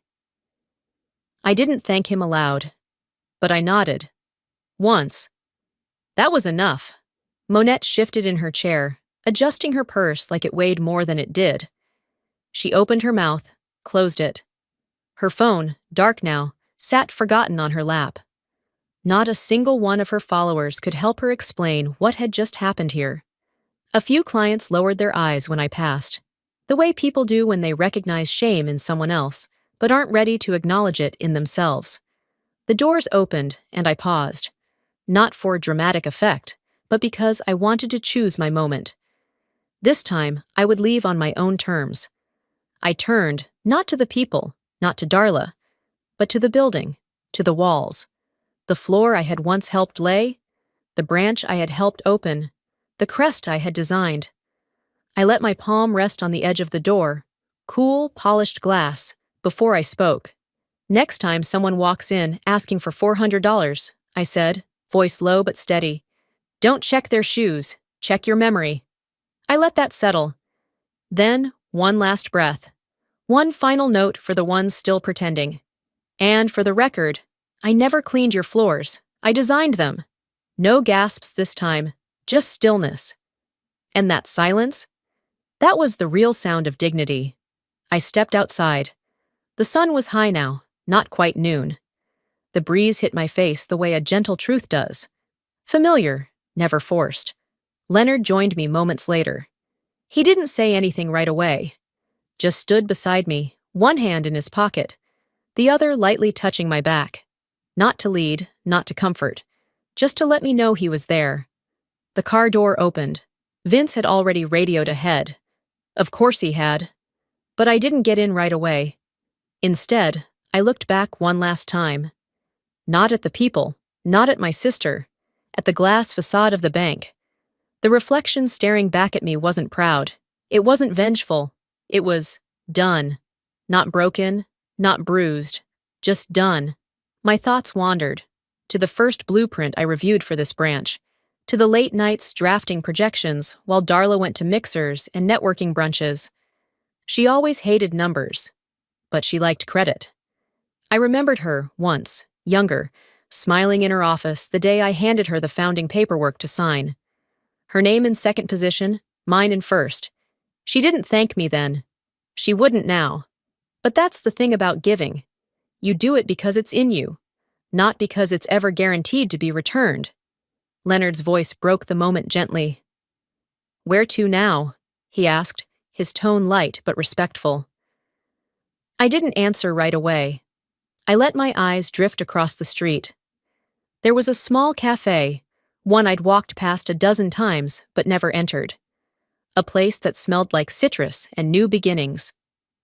"Somewhere I don't have to prove I exist," I said. The door shut behind me with a soft, hydraulic sigh, and for the first time in years, I didn't feel erased. I felt seen, not by them, but by myself. 3 days passed without fanfare. No reporters camped on our lawn, no dramatic confrontations, just a quiet kind of ripple that kept moving, even after we'd left the building behind. Leonard spent most of that time on calls. Lawyers, foundation boards, private financial teams handling the fallout from his decision. I didn't ask for updates. I didn't need them, because something bigger was happening out there, and I didn't have to control it for it to be real. It started online, as things always do now. The video Monette had posted, the one meant to humiliate me, was reshared, recaptioned, recontextualized. Only now it was called, "They Mocked the Co-Founder." It wasn't just the views, though those came quickly. Over 1 million in under 72 hours. It was the comments, thousands of them, some confused, some furious, and some just quiet gratitude. "This woman is Grace in a war zone." Proof that being silent doesn't mean being weak. I've worked in corporate America 30 years. I've seen this happen in 100 different lobbies. I didn't reply. I didn't need to. Sometimes the world gets the lesson without the teacher standing at the front of the room. Regent Crest issued a press release by the second morning. "Effective immediately, Ms. Darla Whitcomb is no longer employed by Regent Crest Private Banking. We are conducting an internal review of past conduct." They didn't say my name. They didn't have to, because the internet already had.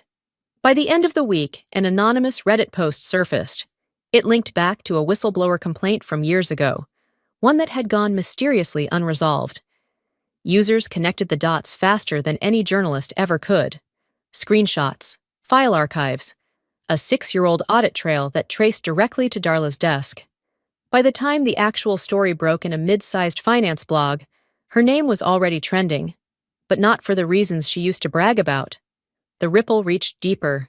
People in her orbit, the board members she'd courted, the women she'd lunched with, the charities she'd smiled for, went silent. One by one, they stopped returning her calls. Monette unfollowed her on every platform, erased every photo they'd taken together at galas and golf fundraisers. No public outrage, just disappearance. And that, in some ways, was the sharpest wound. But none of it came from me, because I had already left. On the third afternoon, I sat in our garden. Leonard was reading a book across from me, his feet stretched out, one hand holding a cup of tea. I was kneeling beside the bonsai, pruning gently. That little tree had taken years to shape, not into what I wanted, but into what it was always meant to be. He glanced up. "You could have burned the whole thing down." I didn't look at him. They burned themselves. I just stopped shielding them from the spark. His mouth curved at the edge, not quite a smile. More like an acknowledgement. We didn't need to say more. That evening, after he went inside, I opened a drawer in the hallway I hadn't touched in months. Inside was a letter, written years ago. The ink had faded in some places, the folds soft from being opened and closed so many times. I had written it the week after Darla's audit scandal. I never mailed it. It read, "I don't need you to thank me. I just need you to stop pretending I never stood behind you. I covered your mistake because I still believed you could rise above it, but I can't carry the weight of someone who insists on pretending they were never helped." I read it once more, then carried it to the backyard. I didn't shred it. I didn't bury it. I lit a single match and watched the edges curl and blacken in the fire pit. There was no rage in it, no ceremony, just letting go. That's the thing about some scars. They don't scream. They just glow, quietly, reminding you of what you've survived. Later that night, I sat in bed, the window open beside me, the wind slipping in like a quiet song. I whispered a thank you, not to anyone in particular, Just for the peace. Not the kind that's given to you. The kind you choose to take back. Hello? My name is Lorene. 3 years ago, while I was lying in a hospital bed, unable to speak, barely alive, my sister emptied my bank accounts, forged my name, and started selling everything I'd ever worked for. She told everyone she was taking care of me, but behind the scenes, she was cashing in on my silence. What would you do if the person you trusted most treated your coma like a golden opportunity? And what if the rest of your family believed her? Would you forgive them? Would you fight back? Or would you let them bury you before you're even gone? I don't remember hitting the floor. 1 second I was reaching for a coffee mug, and the next thing I saw was a spinning ceiling and the faint outline of the refrigerator door. The rest is just noise, footsteps, voices, beeping. I remember the cold touch of the gurney. Then, nothing. When I came to, I was lying in a hospital bed under sterile white lights, a blanket pulled tight around my legs. I could hear voices down the hallway. The rhythm of machines echoed around me, keeping track of everything I couldn't control. I tried to speak, to call out, ask a question, say anything, but nothing came. My lips parted, but the words didn't follow. Just silence. Not even a whisper. I wasn't dead, but I couldn't prove I was still here. That was the scariest part. A nurse, her name tag read Jamie, noticed my eyes fluttering and smiled kindly, then leaned over to adjust my oxygen and said softly, "You're in Grant Medical, sweetie. Looks like you had a minor stroke, but you're stable now.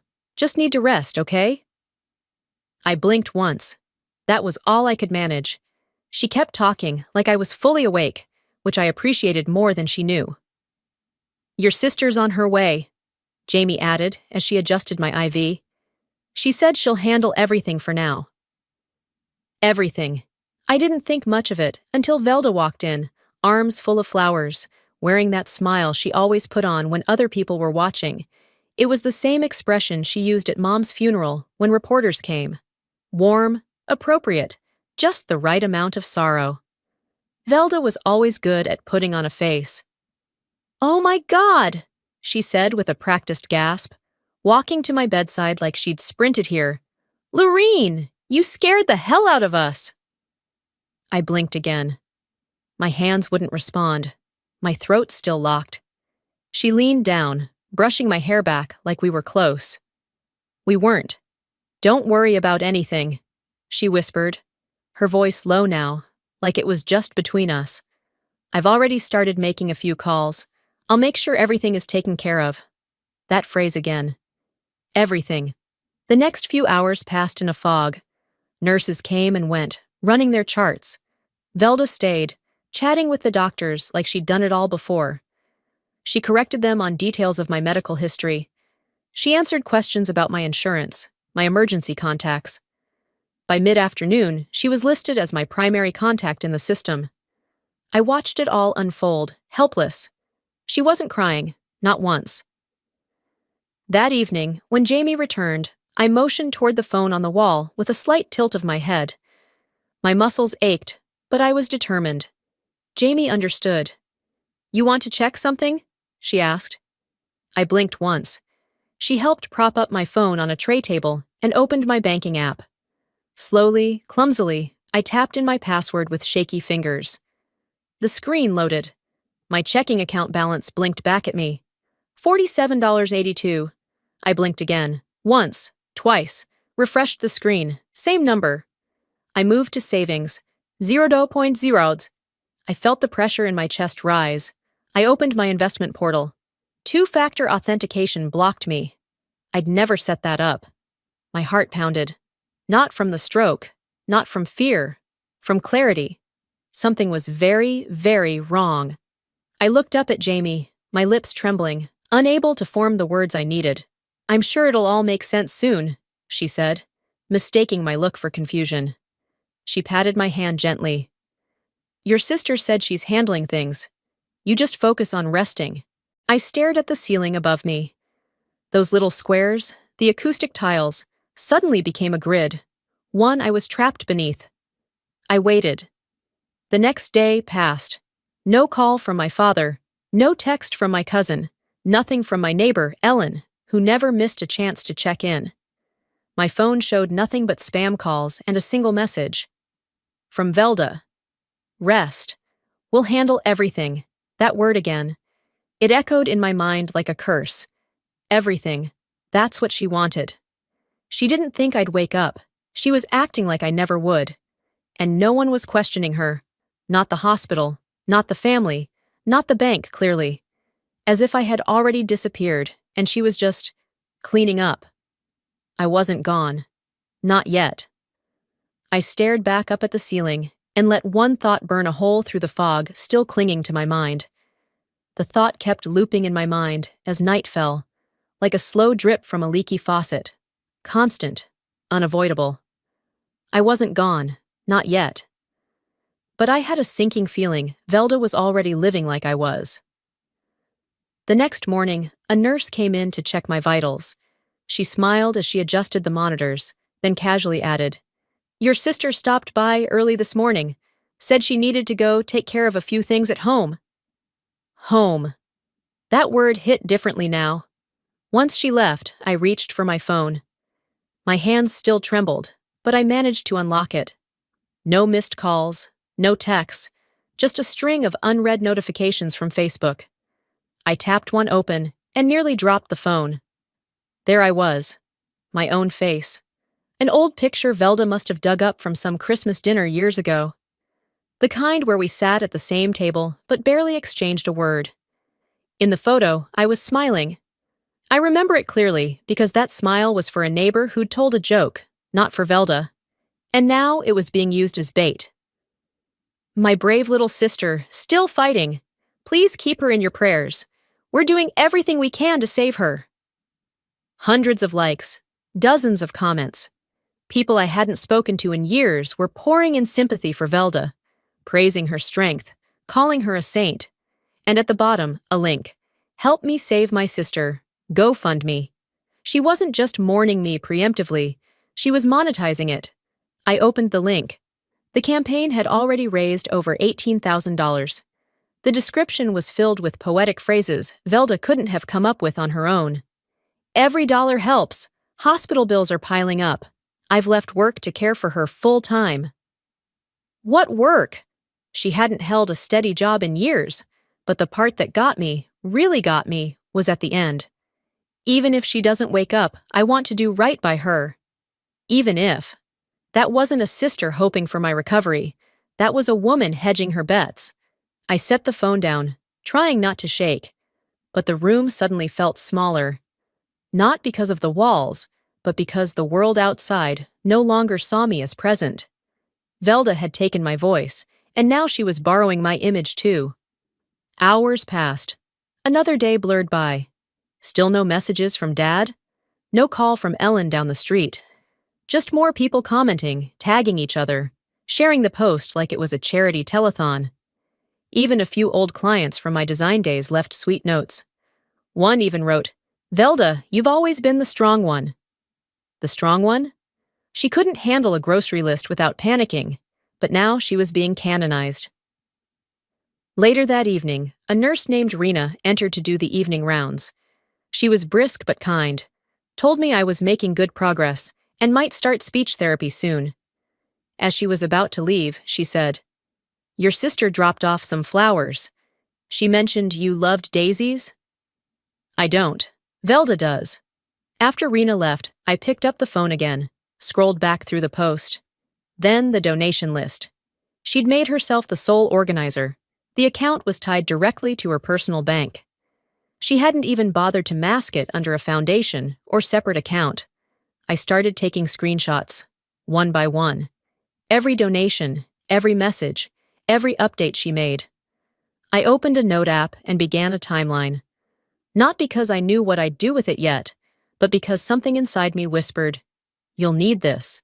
By the end of the night, I had compiled almost 40 screenshots. I organized them by date, labeled the folders by topic. I didn't know if anyone would believe me later, but at least I'd have my side of the story, ready to be told. No one had called me, but that didn't mean I was alone. Velda had taken my voice, but I still had my mind. The next morning, as light leaked through the blinds and a cart clattered down the hallway, I stared at the phone beside me. Its screen was dark, still and quiet, just like the people I thought I mattered to. No new texts, no voicemails, just the digital trail Velda had been carefully curating to the rest of the world. But inside these four walls, the truth sat heavy on my chest, and my silence wasn't from weakness anymore. It was from watching them rewrite my story before I even had a chance to finish it. While I waited for the nurse to return with my breakfast tray, I opened the folder on my phone where I'd saved the screenshots. Scrolling through the photos, the fake captions, the donation amounts, the praise Velda was soaking in like bathwater, I caught sight of a name I hadn't seen in years. My ex-coworker, Janice. Her message read, "Velda, you've always been so selfless. Lorene's lucky to have you." That's when it hit me. They didn't just believe her lies. They preferred them, easier to digest, neater. My quiet strength had never been loud enough to earn applause. But Velda's drama? Her curated sadness? That was compelling. Before I could spiral any further, a knock tapped on the doorframe. Jamie, one of the daytime nurses, peeked in with the hospital's old beige landline in her hand. "Hey, Ms. Raskin. Someone named Holton. Said she used to live across from your mom's place. She asked if she could speak with you." I nodded quickly. Jamie helped press the phone to my ear. "Lorene, it's June Holton, sweetheart." Her voice hadn't changed, a warm rasp, like someone who still smoked menthols and drank sweet tea out of mason jars. "I didn't want to bother you, but I saw Velda outside your mama's house yesterday. She was with a real estate agent, had a sign and everything. Is that house not still in your name?" I couldn't answer, but I didn't need to. The silence must have said enough. "Oh, honey," June murmured. "I just thought you should know." I squeezed the receiver, my nails biting into my palm. I mumbled a soft thank you before Jamie helped me set the phone back on the table.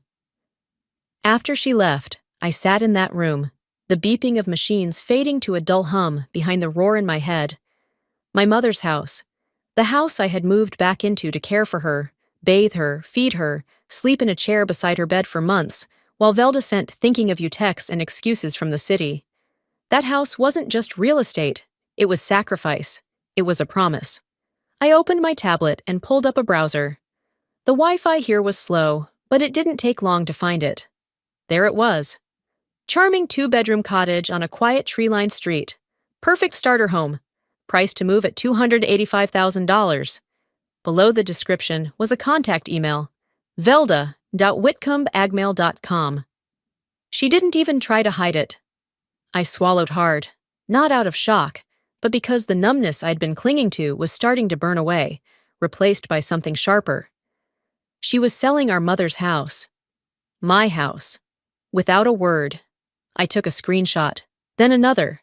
I saved the listing and attached it to the folder where I had been collecting her lies. I opened my notes app and added a line under the timeline. 10:32 a.m. Zillow listing found. Velda's email as contact. That folder was getting thicker by the hour. I laid the tablet down and looked out the window. Down below, in the hospital's parking lot, cars came and went. People passed with coffee cups and visitors' badges, unaware that upstairs someone was being erased. Quietly, politely. I thought back to the last time Velda and I were in that house together. It was the week before Mom passed. Velda showed up for exactly 2 nights. She brought wine, told stories, laughed too loud.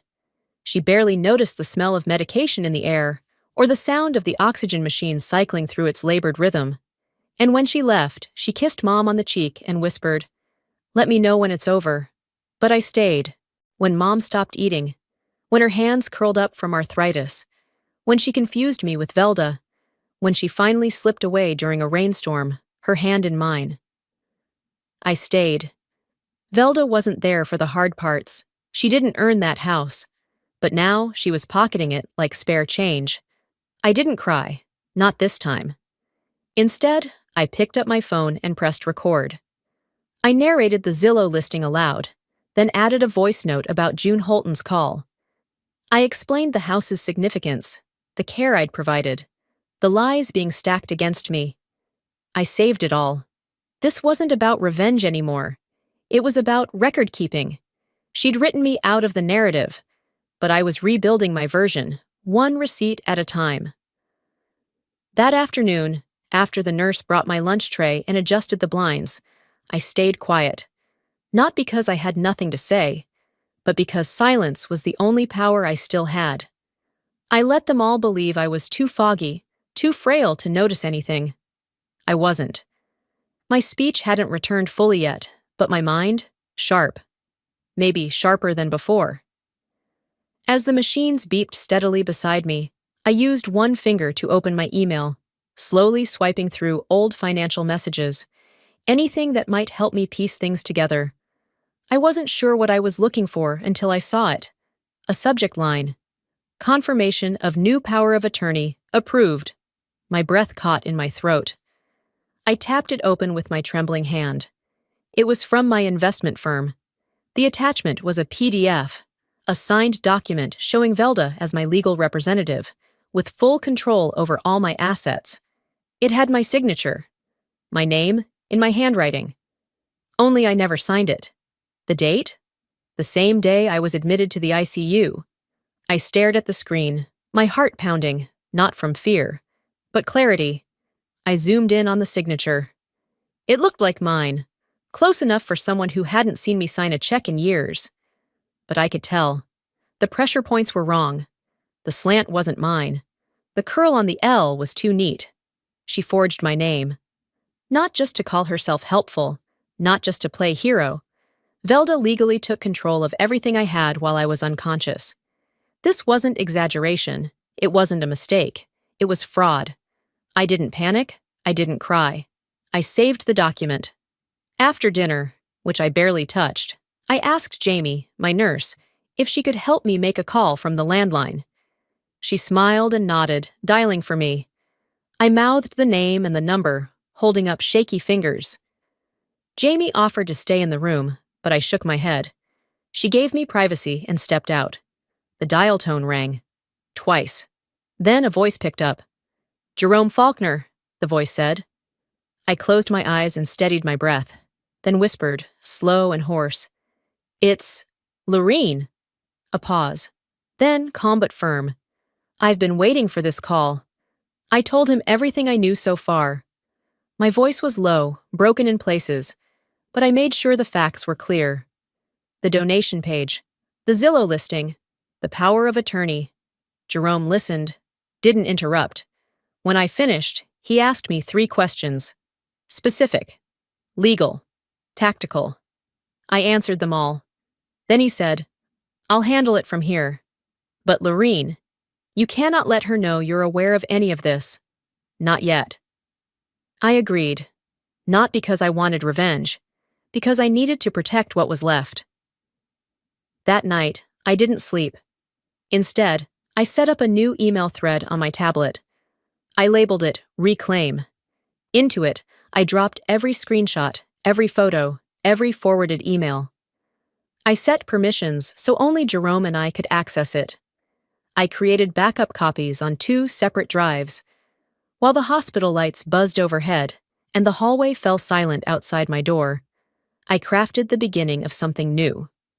A quiet record, not of pain, but of proof. Velda had always been sloppy when she felt victorious. She thought she had won, that I wouldn't recover, that if I did, I'd be too disoriented to do anything about it. She was wrong. Jerome started by flagging my bank accounts and investment portfolios.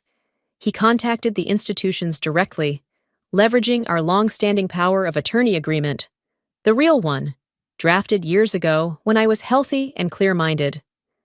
The institutions responded quickly. 2 of them had already noticed unusual activity. One had denied a recent transfer request from Velda, citing signature inconsistencies. Jerome told me he was requesting documentation under subpoena, preparing a civil injunction if necessary.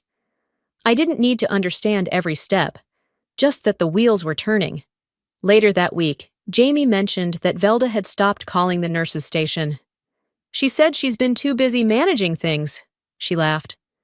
I smiled, but only on the inside. Velda had no idea. She thought she'd taken me out of the picture, but in reality, I was stepping behind the curtain, preparing the kind of response that doesn't make noise, but lands hard. Before I closed my eyes that night, I typed a single line into the top of the Reclaim email chain. If she takes one more step, the trap will close, and I won't be the one bleeding. Morning sunlight pushed through the slats of the blinds, painting faint lines across the foot of my bed. It had been days since I'd spoken a full sentence, and somehow that quiet gave me more power than 1,000 arguments ever could. The silence wasn't empty anymore. It was loaded. Jamie came in mid-morning with my meds and a new nurse trailing behind her, a soft-spoken guy named Jasper. He was young, maybe early 30s, but carried himself like someone older. Quiet, efficient, not the chatty type, which I appreciated. As he checked the monitors and made notes on his tablet, he smiled politely and said almost offhandedly, "We adjusted your resuscitation status back to full code yesterday." I blinked. Full code? I hadn't known it had been anything else. He must have noticed the shift in my expression, because he stopped writing and looked directly at me. "Your sister had previously signed a DNR form on your behalf," he said carefully. "Do not resuscitate. Said you two had talked about it. But when your neurological assessments started to improve, we reviewed everything and updated it. Just so you know." I stared at him, unmoving. She signed a DNR. Without my knowledge. Without my consent. And she told them we'd discussed it. We hadn't. Not once. I gave Jasper the smallest nod I could manage, then closed my eyes. Not from fatigue, but to steady the fire now rising in my chest. That woman had walked into this hospital, looked the staff in the eye, and told them to let me die quietly. This wasn't just about money anymore. This was survival. By early afternoon, I was able to hold the hospital tablet long enough to check my encrypted email again. I opened a new message from Jerome. His response was short but direct. Confirmed. Velda transferred the Woodland Hills duplex into her name. Escrow closed 3 days after your admission. Signature matches previous forgery. Deed recorded under her personal trust. I didn't even flinch. The duplex was a small investment property I'd bought 6 years ago. Nothing grand. A rental with 2 tenants and a modest income stream. I'd kept it under my name, paid the property taxes, and updated the insurance myself every January. She stole that too. I exhaled slowly and emailed Jerome back. She's crossing every line she thinks I can't see. It's time to mark a boundary. An hour later, after the evening medication round, I used voice to text and dictated the message I wanted Jerome to send. If there is one more unauthorized transaction, we escalate. No more waiting. Civil litigation. Formal proceedings. Full discovery. I didn't ask for approval. I didn't need to. That night, Jerome sent Velda a preliminary legal notice. Nothing too loud. Just a nudge. A reminder that someone was watching, and that the person she thought was gone was not. He copied me discreetly. No reply came from her end. The next morning, Jamie brought breakfast, and Jasper returned for vitals. As he took my blood pressure, he spoke softly. "I read through your updated directive," he said. "You're listed now as your own medical decision-maker again. Just wanted you to know. We cleared Velda's access yesterday." That single sentence gave me more strength than any medication. I opened my growing digital folder and added the title transfer documents Jerome had forwarded. Then I saved Jasper's statement as a note, marked with the date and time. There was no confrontation, no shouting, just methodical preparation. I wasn't building a wall, I was setting a trap, a quiet one. By late afternoon, I was able to sit up for longer stretches without needing assistance. I moved slower than I wanted, but my focus was sharper than ever. That night, with the room dim and the machines humming low, I stared at the ceiling and visualized each piece of evidence I'd gathered so far. I played Velda's moves like a chessboard. Each forgery, each lie, each theft. I wasn't angry, not in the explosive way Velda probably expected. I was cold, focused. This wasn't vengeance, this was preservation. When Jamie came in to check on me before her shift ended, she leaned over and said gently, "You've been real quiet lately. I don't know if you know this, but quiet people usually come back with a roar." I smiled. Only on the inside. Because I wasn't roaring. I was listening. To everything she thought I'd miss. Every careless step. Every smug assumption. Every time she said, "Don't worry, I'll handle it." Velda didn't know it yet, but the line had already been drawn. Not in ink, not in blood, but in cold, documented precision. The next morning came quietly. The nurses moved through the halls like shadows, their shoes barely audible on the polished floor. The usual hospital murmur was comforting in its own strange way. Steady, predictable, unlike the storm brewing just outside these walls. Jerome's call came just after breakfast. Jamie had just cleared my tray when the hospital landline rang. She handed it to me with a wink and a whispered, "Same guy?" I nodded, holding the receiver with both hands. My grip steadied the second I heard his voice. "She did it again," Jerome said, not bothering with greetings. "Life insurance, your father's.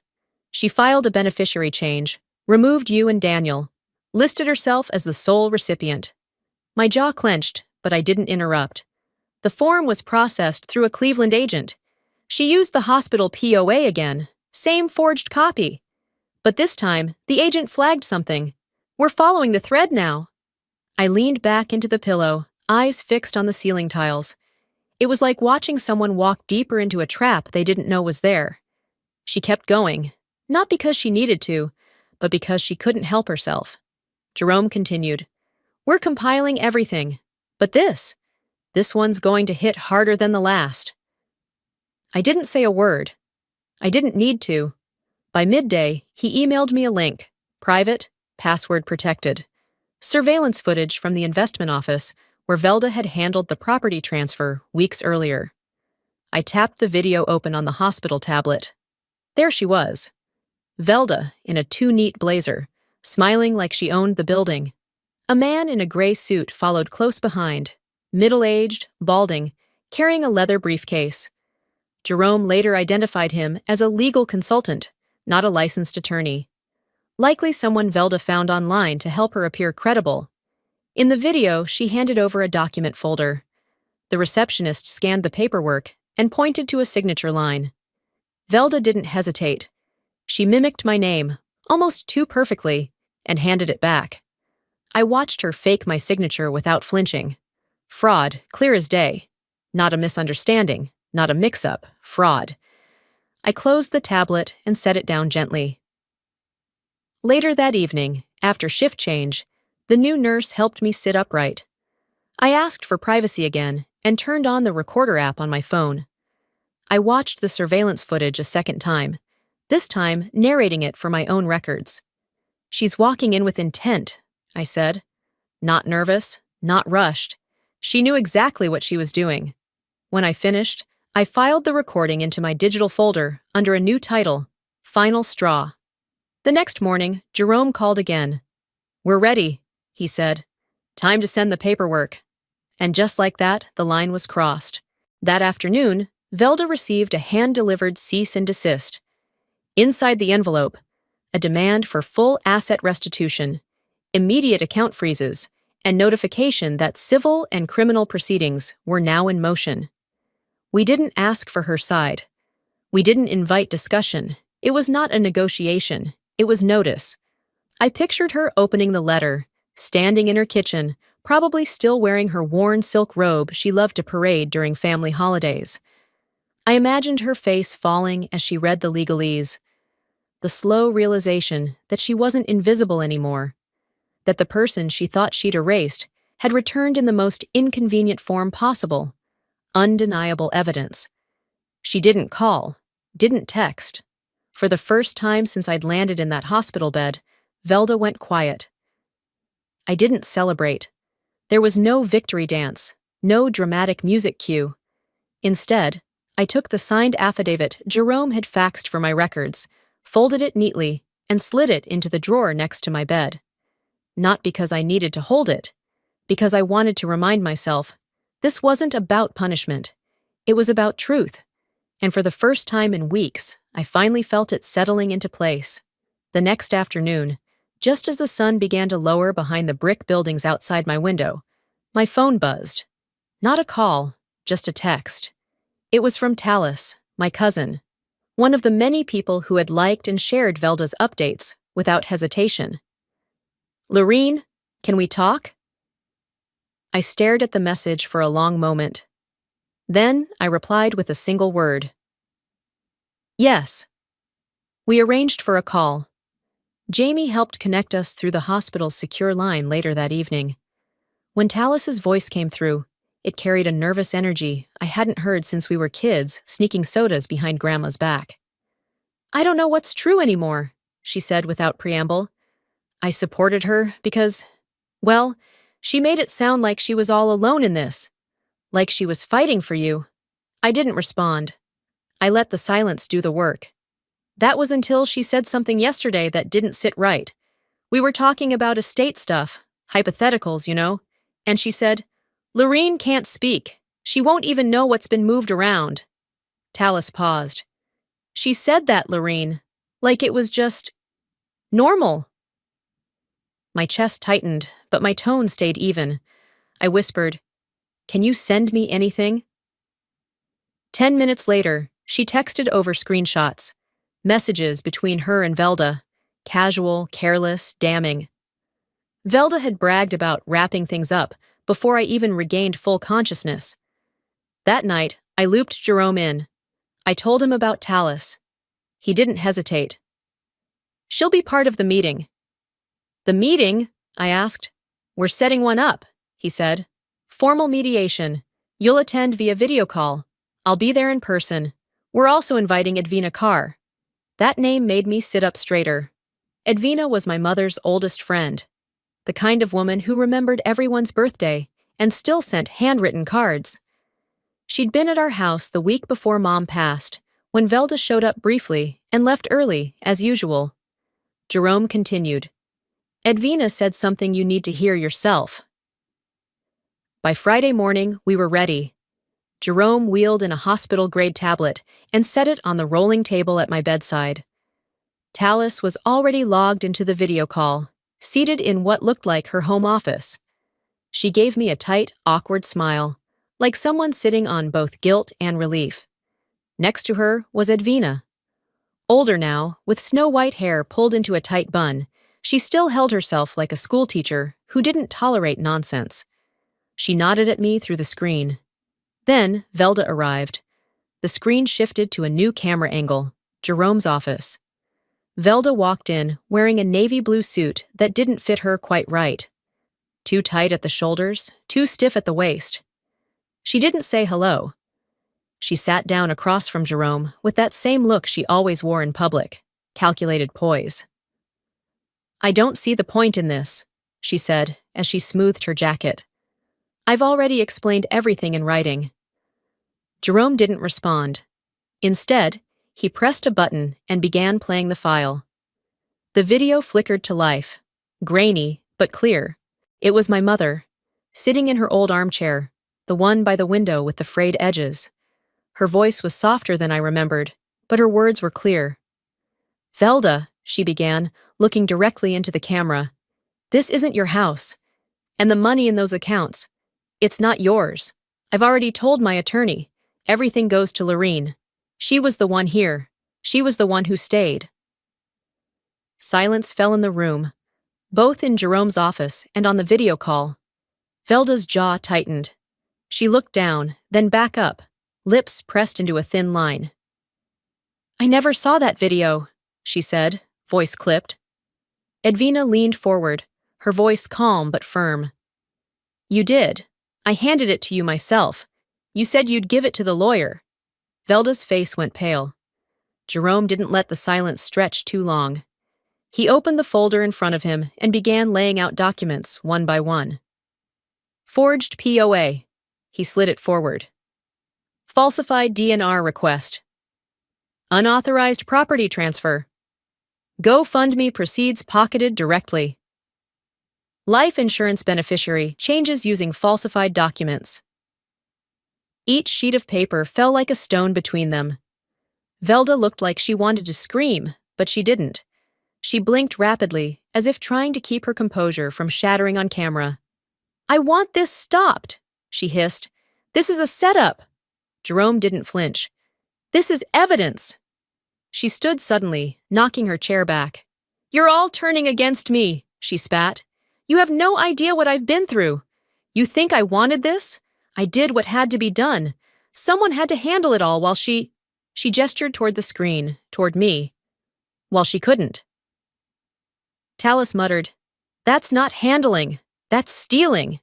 Velda turned sharply to the screen. "You're nobody in this." "And yet," Jerome cut in, "she's here. And she has the screenshots, and the texts, and the testimony." Velda stood there, breathing hard. Then, she sat. Slowly. Quietly. Like the air had finally left the room. Jerome didn't gloat. He simply slid one last folder across the table. "This is our civil case file. You may respond through your counsel." I didn't say a word.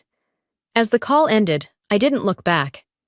I touched the edge of the tablet, once, and turned it off. After the screen went black, I sat in silence, letting the stillness press around me like a weighted blanket. Not heavy, but grounding. The kind that holds you down just enough to remember you're not floating anymore. It was over, or at least the part where Velda got to speak without being challenged. She finally knew someone had been watching, listening, calculating. 2 days later, Jerome wheeled me into the arbitration center just outside downtown. It wasn't a courtroom, not exactly. No judge in robes, no jury box. Just a large, muted room with wood-paneled walls and the kind of stiff chairs that discourage anyone from staying long. I wore a charcoal sweater and slacks, not to impress, but to reclaim something. I didn't want to look like a patient. I wanted to look like a woman who'd stood up. Velda was already there, sitting beside her attorney. She didn't look at me. Her jaw clenched when I entered, but her eyes stayed locked on the table. Her lawyer adjusted his cuffs, gave me a perfunctory nod, then returned to whispering something in her ear. Jerome sat beside me, calm as ever. He opened his folder and slid a thick envelope across the polished surface toward the panel of mediators. "This is our formal claim for full asset recovery," he began, voice even. "It includes all supporting documents for restitution, plus punitive damages as outlined in Section 230 of Ohio Civil Code. No theatrics, just facts." Velda's lawyer didn't speak. He looked through the envelope with no argument, just resignation. Velda sat stone still. Not confident, not defiant. Just waiting. And then it was my turn. I didn't need Jerome to speak for me. I leaned forward, placed both hands on the table, and looked directly at the mediators. "I'm not here to ask for fairness," I said. My voice wasn't loud, but it carried. "I'm here to take back what was already mine. My accounts, my name, my house, my voice." Hey. That room didn't echo, but it felt like it did. Later, after we wrapped, Jerome handed the panel a final document that hadn't been reviewed during probate. It was tucked deep inside a folder labeled Personal Notes, the kind of file most people skim or discard. It was a handwritten letter. My mother's handwriting, tilted, tight cursive I could spot from across the room. I didn't need to read it again. I knew every word by heart. But this time, it mattered more because others would hear it too. Jerome read it aloud. "This home is for Lorene. She is the only one who never asked for anything but gave everything. She stayed. She sacrificed. It's hers. No matter what Velda says." Velda flinched. I saw it. Her shoulders stiffened as if the words had hit her skin. But still, no apology. Just silence. We didn't linger. Jerome and I left quietly. Outside, a light breeze tugged at the hem of my coat as we crossed the parking lot. No reporters, no cameras, just sky, open and clear for the first time in a long time. That afternoon, Velda got a phone call she hadn't expected. The prosecutor's office. Apparently, when you use a forged medical directive to alter legal documents, when you reroute donated funds from a fake campaign, and when you file beneficiary changes under false pretenses, people pay attention. The civil case had triggered a criminal investigation. I didn't see her when it happened. I only heard about it later, how she collapsed in the courthouse hallway, knees buckling, mascara streaking. Not because she regretted it, but because, for the first time, she couldn't control what happened next. She called Jerome's office. He didn't answer. A month passed. The air cooled, and the leaves outside my new window shifted from golden to brittle brown. I was finally discharged, walking out of the hospital on my own legs, slower than I'd like, but steadier than anyone expected. I didn't go back to my old condo. I didn't want walls that had watched me be erased. I moved into my mother's house, legally mine, restored in title and deed. The kind of quiet that filled it wasn't empty. It was earned. There were no throw pillows arranged by Velda, no wine stains on the kitchen counter from her brief, dramatic visits. Just me. I unpacked slowly, room by room. I saved the photo for last. It was the only one Velda hadn't stolen in her sweep of personal things weeks ago. Just me and Mom on the back porch, laughing. No filter, no staging. I hung it in the hallway near the door. That evening, I opened the front window and watered the geraniums. The porch creaked under my step, something I'd been meaning to fix but hadn't. The neighborhood was quiet, just the soft sounds of leaves brushing against each other and the occasional car passing by. Then my phone buzzed. I didn't need to check the screen to know who it was. The area code gave her away. I let it ring. Then I turned the phone face down and sat on the porch, watching the last of the light settle behind the trees. The phone didn't ring again that night.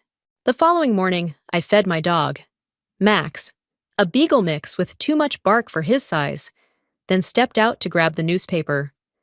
The porch boards still creaked under my feet, but they sounded less like a burden now, and more like an old friend reminding me I was home. 3 years had passed since I walked out of that hospital on my own 2 feet. The scars had healed. Most of them, anyway. I taught watercolor twice a week from the sunroom Mom used to keep her quilting machine in. The smell of turpentine and paper filled that space now, not the hush of illness. Life had settled into a quieter rhythm. Not lonely, just quiet enough to hear myself think again. It was on a Thursday, somewhere between lesson prep and sweeping the porch, that the knock came. Soft. Hesitant. 2 short taps, then a pause. I knew before I opened the door. She stood there in faded jeans and a weathered windbreaker, eyes sunken a bit deeper, shoulders slightly slouched. She looked smaller than I remembered, not physically, but in presence. Time hadn't been gentle to her, and I didn't mean the years. I meant the weight of living in a world where the lies eventually stopped working. I came to say I'm sorry, Velda said. No hello, no apology rehearsed. Just that. I didn't step aside. I didn't open the screen door. She didn't expect me to.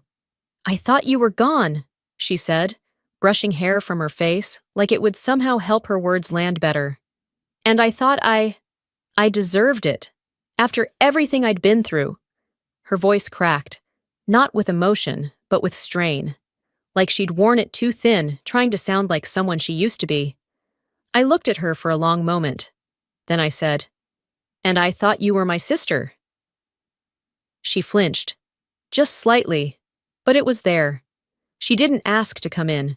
She didn't cry. She stood still, shifting her weight from one foot to the other. A woman who had once steamrolled over every boundary I ever set, now struggling to figure out if she was allowed to stand on my porch. "Do you hate me?" she asked quietly. I took a breath, but I didn't rush my answer. "No," I said, "and that's the hardest part." We stood there in silence, the kind that stretched. Not awkward, just real. There was nothing left to explain, No speeches, no outbursts, just two women standing on the ashes of something they both once believed in, unsure of how to rebuild it, or whether they should. After a moment, Velda nodded. "I just needed you to know," she said, then turned and walked down the steps, her shoes barely making a sound on the gravel path. She didn't look back, and I didn't invite her to. That evening, I finished a painting I'd been working on for weeks, a soft, moody landscape of a house at dusk. The windows glowed amber. The trees around it bowed slightly, like they were offering protection. It wasn't my house, not exactly, but it carried the soul of what I'd rebuilt here. Before I cleaned my brushes, I added one final detail: a single chair on the front porch. Empty, not because someone was missing, but because there was now space for stillness, for peace. I hung the canvas above the fireplace. Max barked at the sound of a squirrel scurrying outside, then curled at my feet as I made a cup of tea and sat down on the porch. The night air was soft, not cold, the kind of evening where the crickets sang, not screamed. No legal notices, no hospital forms, no emergency contacts, just me. I'd lost a sister, but I'd found my voice. And it turned out that was the only thing I ever really needed to keep. Before I go, if there's one thing I've learned, it's this: silence doesn't mean weakness. Sometimes it's where strength begins. I spent years believing that staying quiet meant keeping the peace, that if I just gave a little more, loved a little harder, or stayed a little longer, things would balance themselves out. They didn't. People will take as much as you let them. And the ones closest to you? Sometimes they're the first in line when you falter. But that doesn't make you naive. It makes you human.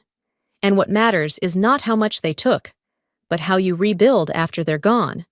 I didn't raise my voice. I didn't burn bridges. I just chose me. So if you're watching this and you've ever felt invisible, dismissed, replaced, or betrayed by someone you trusted, know this: you can come back. Quietly, powerfully, on your own terms. Now let me ask you, have you ever had someone in your life cross the line and act like you'd never come back? What did you do about it? Or are you still holding your truth inside, waiting for the right moment to speak? Drop a comment below. Let me know where you're watching from, or just type 1 if this story reached a part of you that still needed to be seen. And hey, if this story meant something to you, even just a little, make sure to hit that subscribe button so you don't miss the next one. We've got more stories coming, real ones, quiet ones, the kind that stay with you long after the video ends. Thanks for sitting with me through this one. I'll see you in the next chapter.